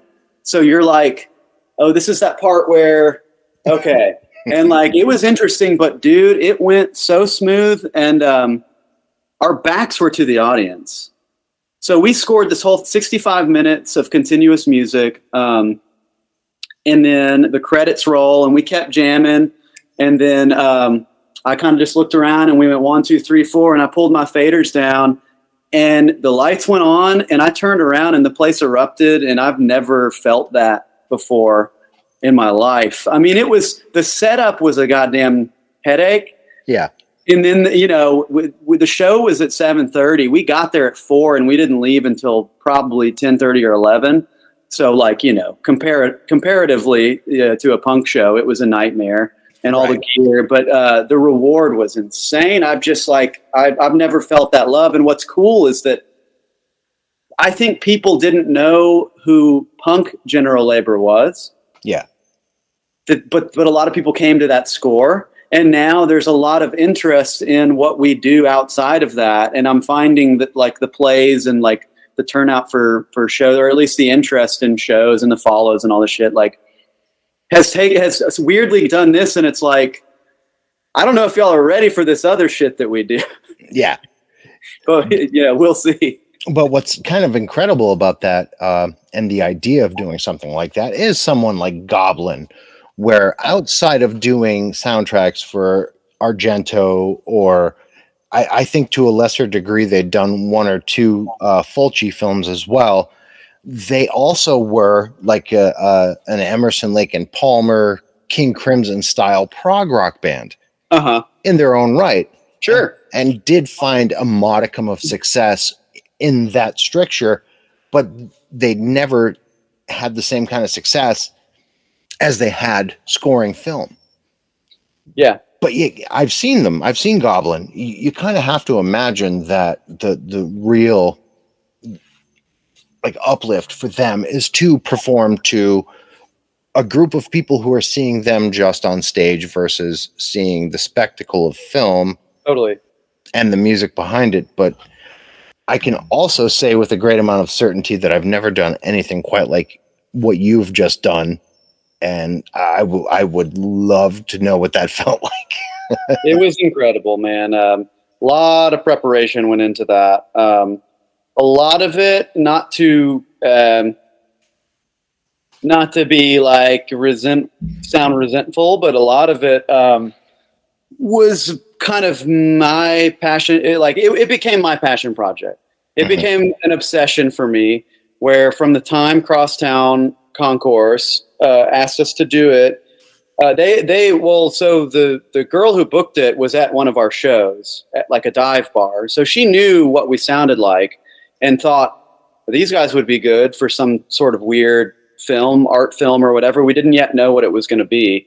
I don't think she anticipated us just going totally off the fucking wall with it in terms of linking our gear and just totally changing direction. But I think it worked out for the best, and I'm glad that we were so ambitious about it. But for a couple months, it really did just look like me unable to sleep watching this film that I had never seen before over and over, and just composing and writing and linking gear, seeing what worked. And only until about 2-3 weeks before the show was it like, all right, like let's get on the same page here. Yeah. And it turned out there was sort of a miscommunication. Like they thought that I wanted it that way, but really I was just doing things in lieu of anyone else doing anything. And I know I sound a little bit salty, but it all worked out for the best, because I had about 12 or 13 sequences for various acts of the film. Some of them got cut, and at first it was hard to let go of because they were my babies, like we were talking about earlier. Sure. But as they started writing and realizing how rewarding and how much fun it was to do that, because it's different than just writing a song. Yeah. They really got into it. And even though it was just a few weeks before the thing, they hit the ground running. And then we were able to say, oh, if you're going to do that, and then the next act is this one, we can have something that, and that's where their theory comes in. It's like, oh, that was in a C sharp and this next one is in A. Like, how can we get there? And they sort of would cover that transitional stuff, and then me and Carlos, who are the self-taught jazz kind of just punk guys, we just got to groove and kind of just float, and then all right, here we are, and we've arrived into Act 5 or whatever. And it was, dude, there's nothing like it. It's something I had dreamed of doing for a long time, and just never had the opportunity to do. I have a lot of filmmaker friends who have been like, really dig what you're doing with General Labor. Like, you should score a short film for me. And I'm always like, yeah, let's go. And that just never happened. Yeah. But I think them asking me to do that really sparked this fire of like wanting to do it, and watching movies like Suspiria. Yeah. And what's that? It's a French trilogy, blue, red, white. Does that ring a bell? Boy, are we talking about the Three Sisters films? No, it's not Argento. Okay, it's It's called Blue. Anyway, my only point was that like films with beautiful scores, and I'll send you like a reference later. But so I just was watching movies. How do they do it? How do the greats do it? Mm-hmm. I watched in 1984, the Orwell adaptation. I had never seen it before. The score is brilliant. I would have never thought it was very experimental and like noisy. And so I just started paying attention to these things, and it couldn't have gone better. Like, honestly, I feel like that was one of the best examples in my life of hard work pays off, and like, it's not all shit. Right. Like sometimes things do happen in a way that just feels magical, and like there's purpose and there's meaning. And I know I'm getting very like grandiose with it, but that's how it felt, man. It felt like everything just worked out how it was supposed to. And, barring divine intervention, our hard work really just kind of paid off. And, that's one of those things, one of those fugue states that you can only really reach via music. Exactly. Back to what we were talking about at the beginning. Exactly. There's something about, and even though as mathematical an equation a song can be, in all reality, you're inhabiting a space that is in flux at all times, and depends upon, what emotion you're trying to convey. No matter how concrete your ability is, right, what you're feeling is really dictating what is happening through your hands into that instrument and into the oral, arena. Right. Sure. So once you reach that point, I mean, to me, that is divinity. That is the transcendence of the human spirit into something other than just, this is my flesh, this is what I'm bound to. You're putting something else out there into the ether. And to me, that is the language of whatever God or Godhead or idea of divinity anyone could possibly have. I'm with you. It was a spiritual experience. It should be, because you can't move another human being in quite that way with any other device. Right. And what's interesting is like the Adventures of Prince Achmed. It's stop motion. It's paper cutouts. Mm-hmm. So there's not a lot of depth. It's two dimensional. I mean, this woman Lottie Reiniger. This was Germany, 1926. She actually was trying to flee Germany, and they were like, because she was like one of few animators at the time, as you can imagine, they were trying to get her to make propaganda shit. Yeah. So she was trying to get out of there, and her boss, this guy Karl Kosch, I think is his name, Kosch. Anyway, he bought up all this film and was like, the propaganda machine is about to fucking do its thing, and there's going to be no film. And he ended up having all this spare film and was like, do you want to make a full-length animated movie? And she was like, no way. Because the amount of work to just make a short that says, welcome to the theater, or whatever she was doing, so much work. But she ended up doing it. And it's an artistic feat for the ages. I mean, like, now we have computers and we can emulate that sort of thing. But, and you got people like Miyazaki and all that who hand draw their stuff, but in early anime, 80s, 90s anime, but few and far between these days where it's all done by hand. And she was, I guess, one of the first to do it. And the film is a little bit problematic at times. There's a lot of caricatures, which was a thing that we like talked to Crosstown about. And they were like, we'll make sure and have our disclaimer. It's nothing too horrendous, but like culturally insensitive. I mean, the thing was made in 1926. But so with that in mind, we tried to compose the score so that those elements weren't the focus. And a lot of times it felt like we were doing this sleight of hand thing. Like, don't pay attention to how stereotypical that particular character looks. Yeah. But people said like, yeah, that was odd to see, but like what you guys were doing made it beautiful again. And that was, so I think we did it justice in that way. Especially since like a plot device in the 1920s or 30s, it's obviously going to have some insensitivities as far as culture is concerned.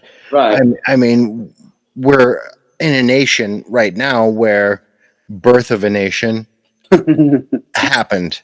Right. And as much of a technical marvel as some of the aspects of this film are concerned, it's still utterly a piece of hate propaganda. Right. Totally. Yeah. So in order to elevate it into the stratosphere of art versus vulgarianism, you have to kind of give something else to it. Yeah. So if you could, bring that transcendence via music, you're really just lending a different spirit to that film. Totally. Exactly. Yep. Exactly like you said. And I don't think that the takeaway, if I were to take a poll, I don't think that people were like, oh, it was so offensive. I think they would say that was fucking moving, that moved me. And a lot of people did. And we were overwhelmed with the love and support. And it's going to be interesting moving forward, kind of returning back to punk general labor, how we're received, but I'm not too worried about it. We're going to keep that spirit going. It'll just sound a little different. Yeah. And like, obviously you have a lot of champions as far as the punk leanings of general labor are concerned, because, you're not too far from my consciousness, because I have people like John constantly kind of like, dude, wait till you hear this. Because, I still play in a hardcore band. I'm going to be 46 in a month, and I still sing for a hardcore band. There's still something in me that feels that form has something to offer the greater consciousness. Absolutely. And the greater zeitgeist. So I still do it. Mm-hmm. So the fact that you're bringing your flavor to punk rock is refreshing, because you're capable of doing something in that milieu and also scoring film and also like elevating other forms while still existing in a construct that makes just straight up punk rock music. Right. Yeah. There's something to be said about that. And I don't know if people of this generation coming up in their teens, 20s, even early 30s, really understand how malleable and flexible a form punk rock could truly be. Right. Absolutely. Because we have examples of punk bands kind of pushing the envelope of the form as far back as the Clash. Right. My first concert was the Clash opening for the Who. Wow.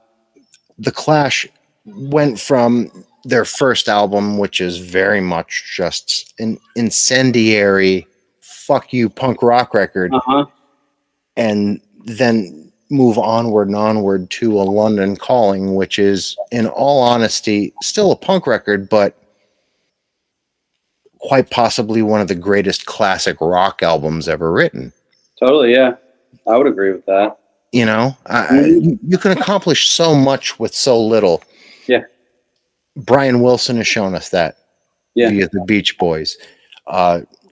The Beatles have shown us that. The Stones, the Doors, there's so, like Iggy and the Stooges, there's so many examples of just rock and roll in general, right? Transcending its own physical and talent limitations and becoming something like the air we breathe, intrinsic to life itself. Right, redefining itself over and over again, being reborn over and over again. And you can only do that by being original and being true to yourself. And, I've been in projects where it's like, what do we want to sound like, And like, whether we did a good job of that, I don't know. I don't even remember. But like, nothing is more rewarding than going, I don't even know what this is going to sound like. Yeah. Let's work on it, The best music I ever made never came from saying, here's what I want to sound like. It always came from, here's what I don't want to sound like. Yeah. Here's what I don't want to do. I don't want to do this. I don't want to do that. Repeat myself. And it seems like a very, very daunting stricture, but in all honesty, that just cuts the fat away. Right. And allows you to enjoy what you're doing. Yeah. Yeah. Ultimately. The possibilities open up again once you eliminate, well, I don't want you to noodle on guitar for 3 minutes. Exactly. Yeah. What can you do with the bridge now? You can do so much more. But yeah, the sound exploration, that's not going anywhere. And I really, really hope that we can get some recordings going soon that reflect what we're doing at present, that aren't just like John and friends coming to our shows, taking videos. Because again, it has been so show-centric, performative-based. And so now it's like September, I don't have any shows. I might have a show booked like next week, like September 3rd, I think we have a show. Yeah. But after that, we are going to record. And however that comes out, I mean, I'm hopeful. I'm looking forward to it. I'm excited, but I really kind of don't know. Yeah. What that's going to, the songs may change, take on a new form, but that's exciting. It's as it should be. Did John bring up to you that in the walls of this podcast and the season of shows I'm doing, that I'm also doing a compilation record of all of the bands I've interviewed? He said something about that, and I wasn't really sure what that entailed or what that really meant. What that really means is as long as it's something that doesn't exist outside of the confines of that compilation, where unreleased, live, whatever it may be. Okay. But when I'd posited the idea of doing this, number one, John was like, yes, Catholic School will absolutely give you something for this compilation. And the first group of musicians outside of Catholic School that came up was General Labor. And he's like, listen, you're going to love this band. You're going to love what they're all about. Why don't you ask them? He said, I'll reach out and get Corbin to be on the show and then let it happen from there. But I think they would be a great inclusion. And just from what I've heard and seen and what happened in, the walls of this conversation, it would only make sense that you would be involved in that, in my opinion. I'm so down 100%. If, hopefully these recordings won't take long and that won't hold you up, but I am so down. You're not holding me up. I mean, in all honesty, I don't even see anything happening outside of the collection of songs from all of the said artists involved in this season by like November. Sure. Yeah. Okay. You know what I mean? That gives us plenty of time, man. That's our next order of business. So we couldn't have done this at a better time. I'm glad this went down the way it did too. Because following the score, following the show last night, and my buddy passing, I think this was a really helpful conversation actually for me. So I appreciate you having me on. I can't believe how well you're handling it though, because are you familiar with the hardcore band Bane at all? I know the name. I don't think I've listened to them actively. My best friend died at a Bane show. He had a heart murmur. And we all went out to the show, and he and I had some issues between us. Mm-hmm. And we put them aside. We're just, okay, we're all like in our 30s. We're going to go out to this hardcore show and relive our youth and say fuck it to whatever. Right. And he died there in the middle of a song, and he was dancing and he dropped. And Bane wrote a song about Hans, my friend. Wow. And to me, the idea that this person that I was so close to could be immortalized in music just reinvigorated the idea that music can be that transformative and that important. Yeah. You know what I'm saying? So absolutely. Losing people, yes, it's very difficult. It's brutal. But once once that human spirit finds another life in another person's song, it becomes something else. It becomes immortal. Right. No matter what you believe spiritually or religiously or irreligiously. Sure, yeah. To put someone's life into that sort of context makes them immortal. Right, yeah. So I think you're kind of put in a space where you can immortalize these people that you've lost, just as I have. Right, totally. And that's been part of this, you know. Without music, Lord knows, I'd be a sick puppy. Mm-hmm. I mean, I am, but I have the outlet of music and aggressive music at that. But not always, because, you know, we're very dynamic, multifaceted animals, and I think my band's music reflects that. I think music should reflect that. And you know, there is a song. It's the second one on the video that John showed you. It's called Asylum. It's one of the ones I really want to record. But it's about mostly my brother. But of course, having lost Nick recently, it's like, I think about him now when I think about that song. And just like you said, like I'll probably always equate him and what he brought to this world with that song. And then of course his music that he was a prolific writer, man. He had at least 8-9 different band names, but they were all him. Yeah. Maybe a few people helping him out here and there, but he was just like, he was like John. He could just crank them out and they were all good. And I would, music has done that for me thus far, and I imagine it's going to continue to. And I'm sure this won't be the last person I lose, unfortunately, but no, and that's, you know, the unfortunate aspect of being a human. Those that we love, cherish, or are like even in a very, very offhanded way are a part of their lives. They're fallible. Their lives are tenuous. None of us live forever, right? You know, so loss is going to be a major part of human relationships. Yep. It sucks. It hurts.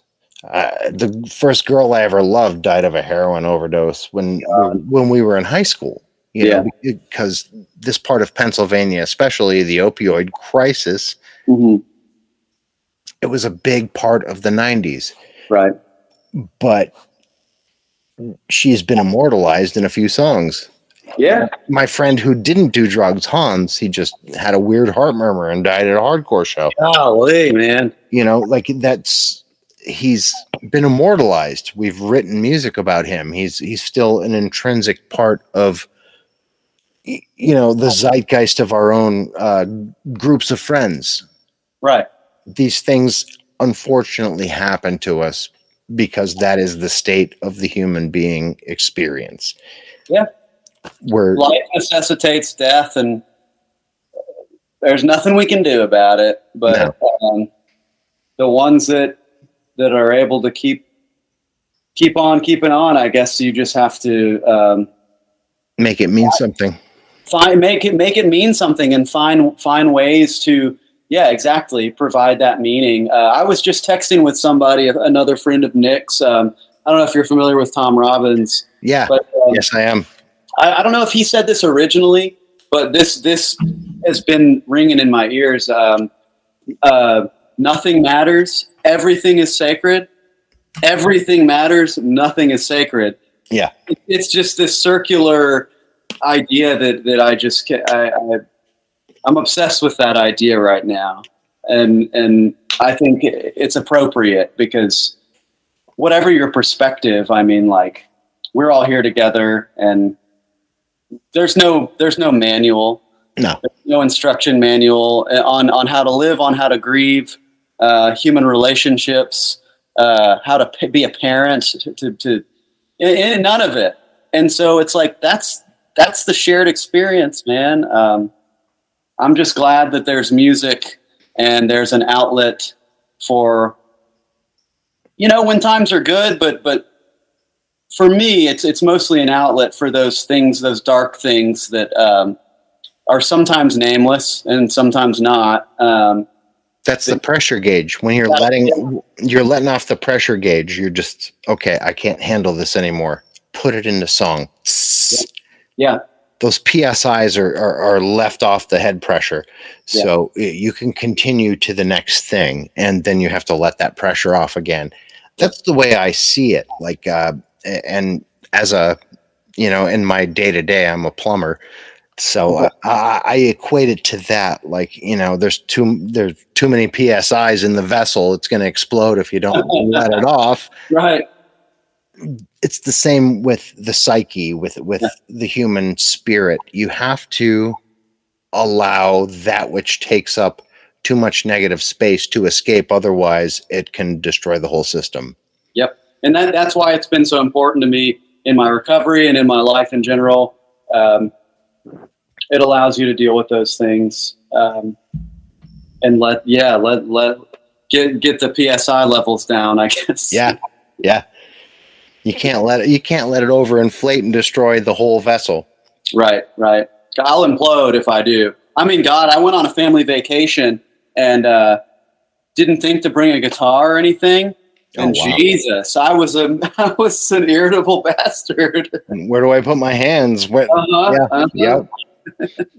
Sometimes you just need to busy yourself subconsciously, just give me a keyboard, give me a guitar, a bass. I don't care what it is. Yeah. Just something to allow that negativity that kind of like builds in a reserve. If you can't let off a few PSIs of it, it's going to explode. It's going to explode. Right. And that's why I did the show last night, even though there was a lot on my mind. Yeah. I had just gone through my best friend's apartment, and it's like, I was just telling somebody, like, if he had said, "Hey, do you want this Total Control shirt?" I would have been like, "Fuck yeah."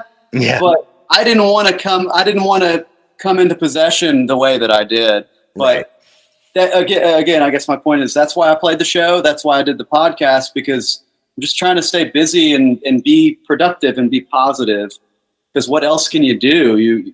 I'm not going to say, like, if you're not moving forward, you're backsliding or whatever. But it certainly doesn't hurt to try to keep moving forward.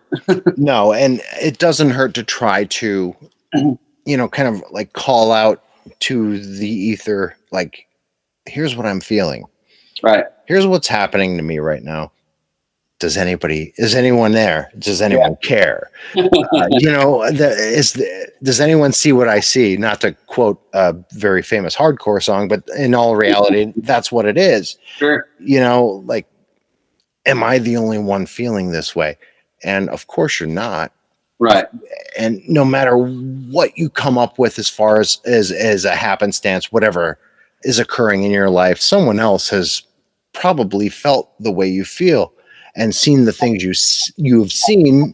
So why not, instead of just internalizing it and allowing that to fester, put it out there.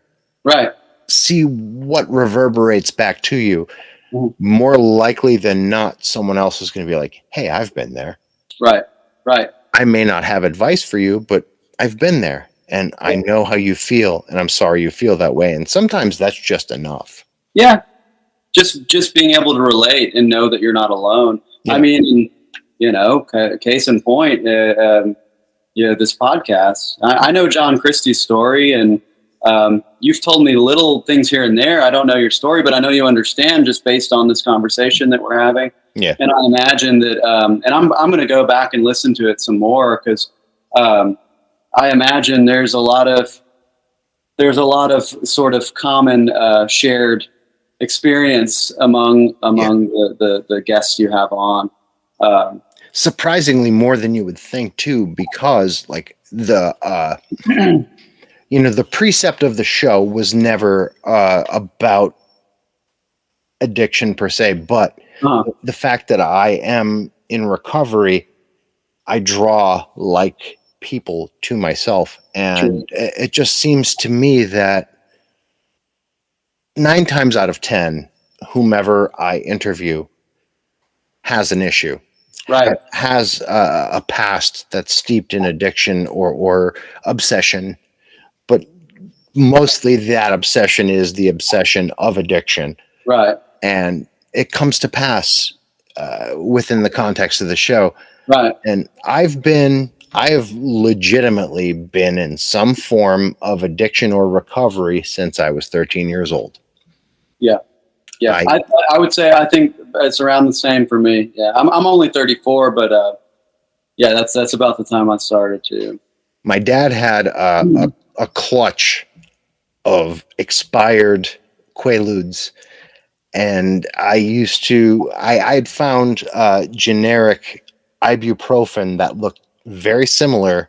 You just swapped them out? And I used to swap them out and just eat them up and keep myself awake. And the magic of Quaaludes was, if you can keep yourself awake long enough, they stop being a sedative and start being a euphoric. Sure, yeah. So that was my first taste of chemical alteration of the psyche. And, it kind of continued from there. I didn't jump headlong into opioids directly thereafter, but they did find their way in before I was out of high school. Right. So the obsession of addiction found its apex when I was very young. Right. Yeah. And I've, as I'd said, been in some form of addiction or recovery since that time period. And a lot of people would consider that a handicap almost in my personality. But the way I feel about it is it gives me a great vantage point to not only judge other human beings as far as seeing past their issues and the problems with their own psyches to see what that person really is about, but it also allows me an empathy to find reciprocity with any sort of person, no matter what they've been through, what they've done. I mean, I'm an incest survivor as well. And that kind of, it allows me to welcome people who may be embarrassed about their own issues as an emotional human being, and give them a safe space to be their sounding board. Yeah. Well, I'm super glad that you're doing this podcast, because I'm sure that you've helped a lot of people for that very reason. Addicts, we're all of an ilk, and certainly trauma and abuse and incest survivors. That's a whole different arena, but it's all the same though. Yeah. It's deep seated, because what is addiction but not self-induced trauma, right? That's exactly what it is. The shit that I've seen, that I put myself in that position. Like, I could say that, that's some real trauma. It doesn't matter whether I put myself there or not. No, it doesn't. It's just trauma. It's just something that hobbles you as an emotional human being, as a creature. Right. So call it victimization, call it whatever. It's just it's that negativity that can festoon in the human soul. Right. That you can either choose to slough off or allow it to infest you. Right. Is there a tipping point? Yes, but I haven't found it. The only thing I know for sure is finding like people to call me out on my bullshit via 12-step programs has been beneficial to my survival and my evolution as an emotional creature. Yeah, I've had the same experience. I like I said earlier, I don't really go to meetings, but 12-step program saved my life. I can say that with confidence, because I didn't have any conception of how to live life unfiltered, without hiding and numbing. And it's like it's in place. Yeah. They've gotten millions of people clean and sober and allow them to live happy lives. And so, yeah, when I'm, completely broken and skin and bone crawling out of the jail cell and they say, drug court, or do you want to go back downstairs? Well, that decision was made for different reasons. I don't want to go back downstairs. But once I was introduced to NA and 12-step program, I mean, like, that's when things started to change for me. And it might have been begrudging and kicking and screaming at times. It doesn't matter how you get there, though. It doesn't. And luckily for me, the fear of prison, like I don't know who's cut out for it. Some people, I guess, are. I just not this guy. I really suffered there. Yeah. And it was only about a month, but Jesus, I was fight or flight for that whole month. Of course you were. I was incarcerated for the first and only time when I was 16 going on 17. Uh-huh. And it had nothing to do with narcotics. It had everything to do with violence. And one can even argue that the violence I had taken part in had some merit, because I did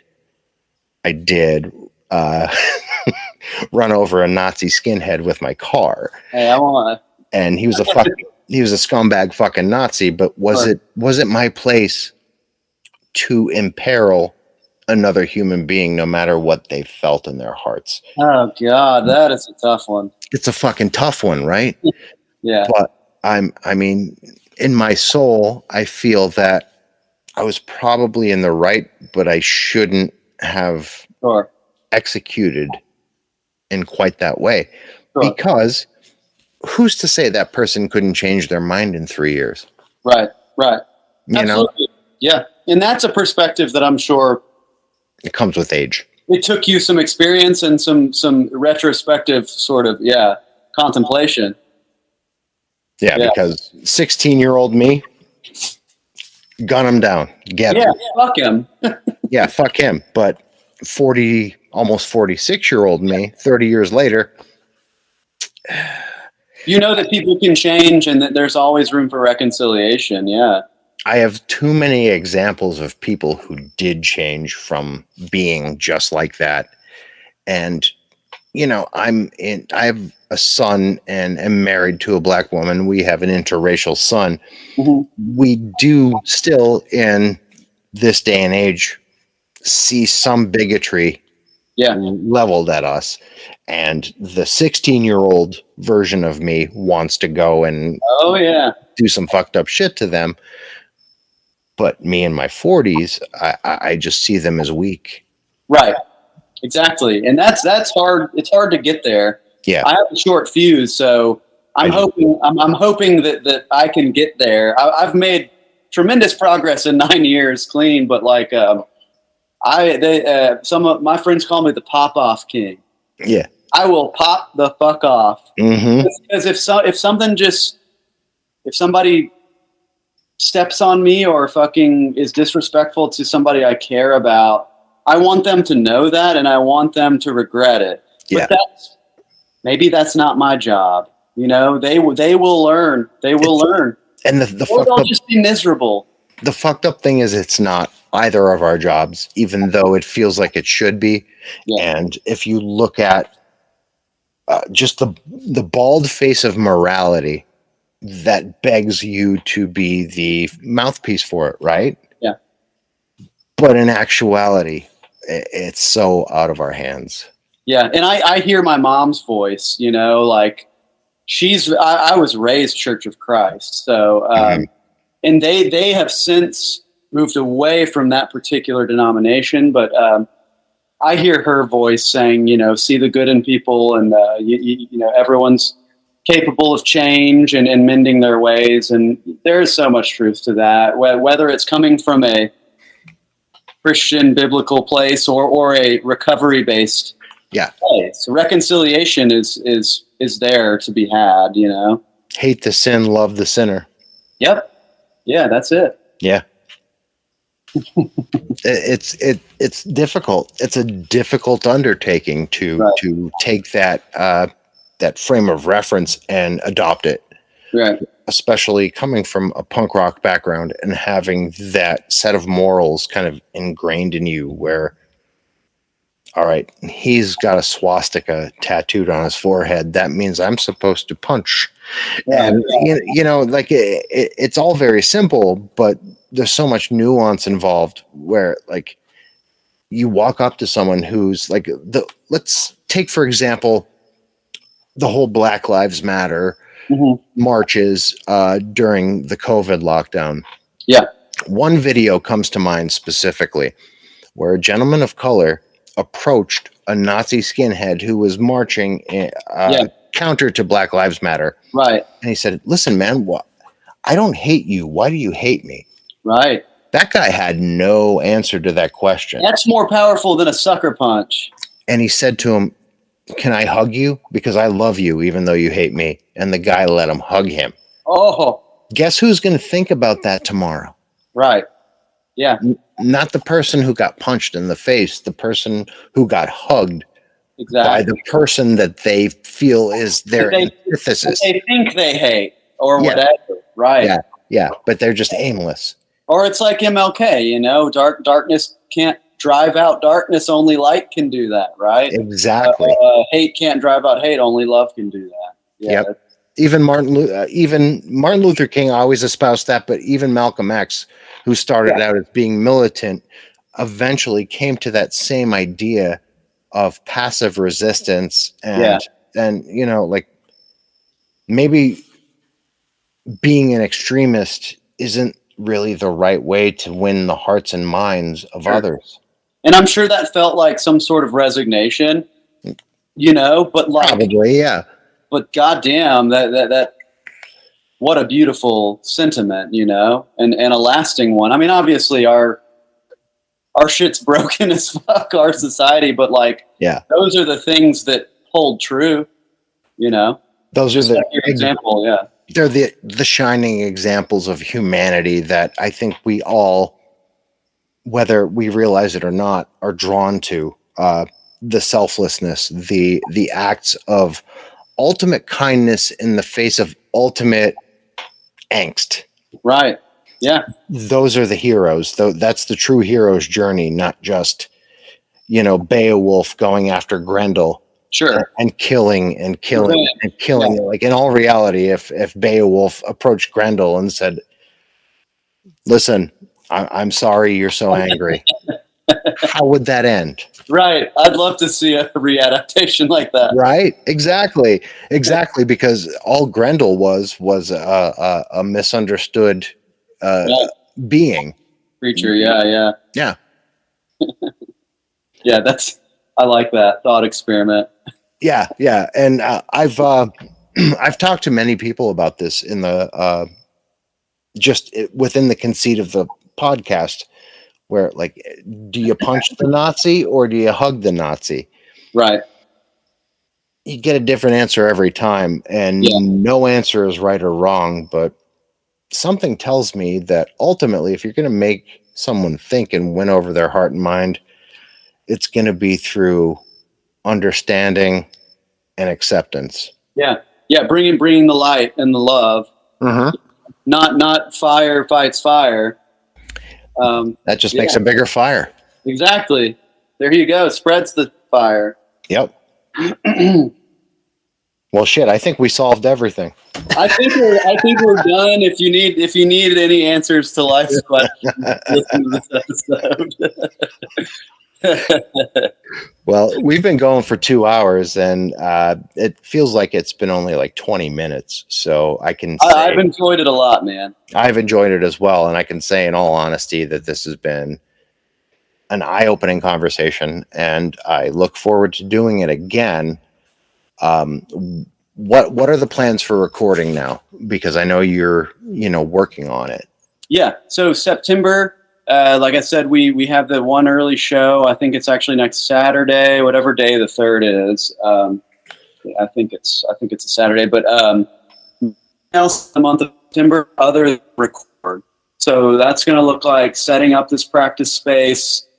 It's probably going to be a web of cables. We're going to lose track of what's what, but luckily I can trust that my band, because I mentioned that they went to school and they're knowledgeable in this sort of sound production arena, that they're going to know how to do it. And it's going to be better than my little shitty demos I have online. I know that much. that I made in GarageBand. So hopefully, I think we're just going to try to get like 2 songs, one at least, if not 2, and have those polished up. And I'm hoping that's within a few months, realistically. So whenever that happens, like, you definitely count on me shooting it your way, or if John doesn't do it first. Yeah. Well, he's pretty good with that. He keeps me abreast of everything.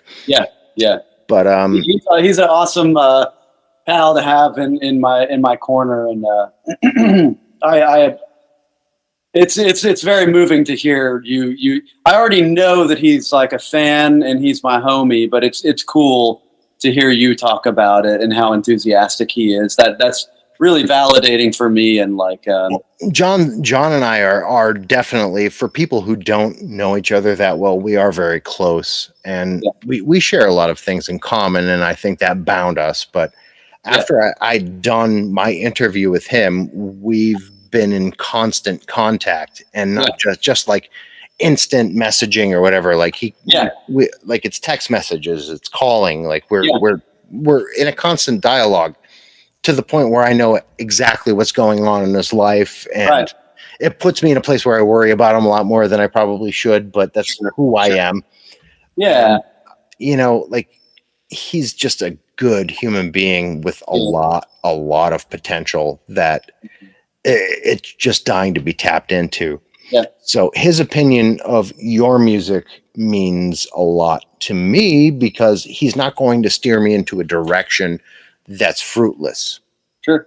Yeah. And he's got great taste, and he's very talented. So and I'm really blessed and honored to be a part of his vision as well. And I guess I'm glad I don't know how we ended up playing that Maribeth Fest, but I sure am glad we did, and that he was there, because it's led to so many wonderful things that I've gotten to experience and still will experience moving forward. We haven't even put out the Catholic school, the new record from Sun. General Labor's going to record, and it would be an honor to be included in the compilation as well. I really hope this all comes off the way I envision it, because there's such an amazing and multifaceted spread of musicians that have been on this podcast. People who, like, for example, Michael Malarkey, who's a pretty famous actor. He's on he was one of the main characters on the Vampire Diaries. He's now on that HBO TV show Westworld.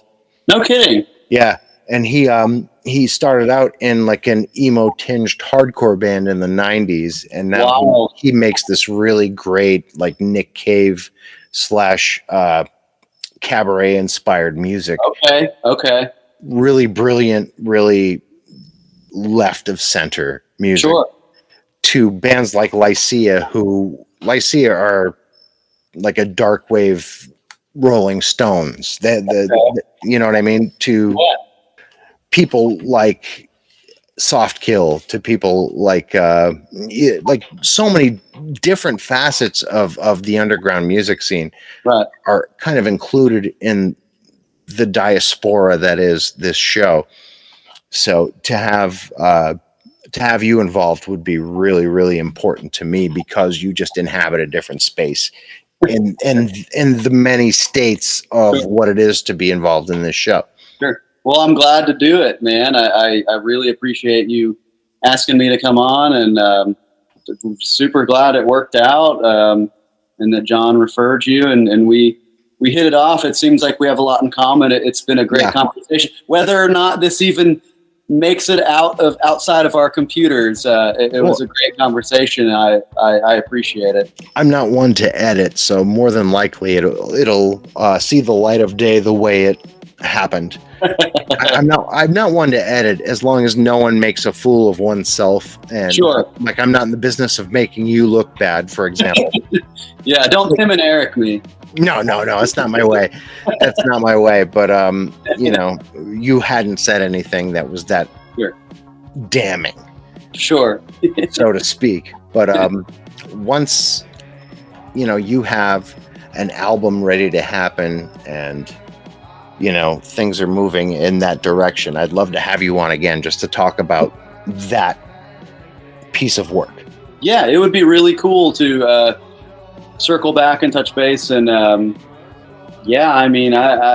probably be thinking about this conversation and the way that time works and life works. Lord knows where we'll be if and when we do circle back, but I'd be really interested in following up. I think that'd be great. I can't wait. I can't wait for it to happen. Awesome, man. Me too. And I'll keep you posted on the recording process. And you let me know about how all that's going. And yeah, man. Now I really just want to go back into the backlog and listen to other conversations you've had. It's there's a lot of episodes. I've really touched a lot of bases over the past 11 months I've been doing it. Very, very brief amount of time. I've been dealing with this undertaking, but it's borne a lot of fruit. So sure, I can imagine, dude. I mean, I think it's really important what you're doing. It's important for me right now. Obviously what I've talked about and what I'm going through, and I imagine I'm not the only one. So yeah, so thanks a lot, man. I appreciate you coming on, brother, and I hope we do it again soon. Absolutely, count on it. All right, brother. Alrighty, have a good one. You too. Later on, Peter. Later, brother. And so goes another episode on the book. Corbin's a great, great dude. I love this guy. We've kept in touch. This episode is like a year old at least. I didn't get to put it out when I wanted to, and just like a few other episodes, they kind of got corrupted. The files got corrupted, and I had to have someone extract the files for me. This saddens me, but the great part is it's here now. And Corbin and I are going to get together again very soon, and we're going to expound upon this conversation. We have a lot in common, obviously. We come from similar places, musically, culturally. We've both been in the midst of some darker dealings in the world. But, that's par for the course, right?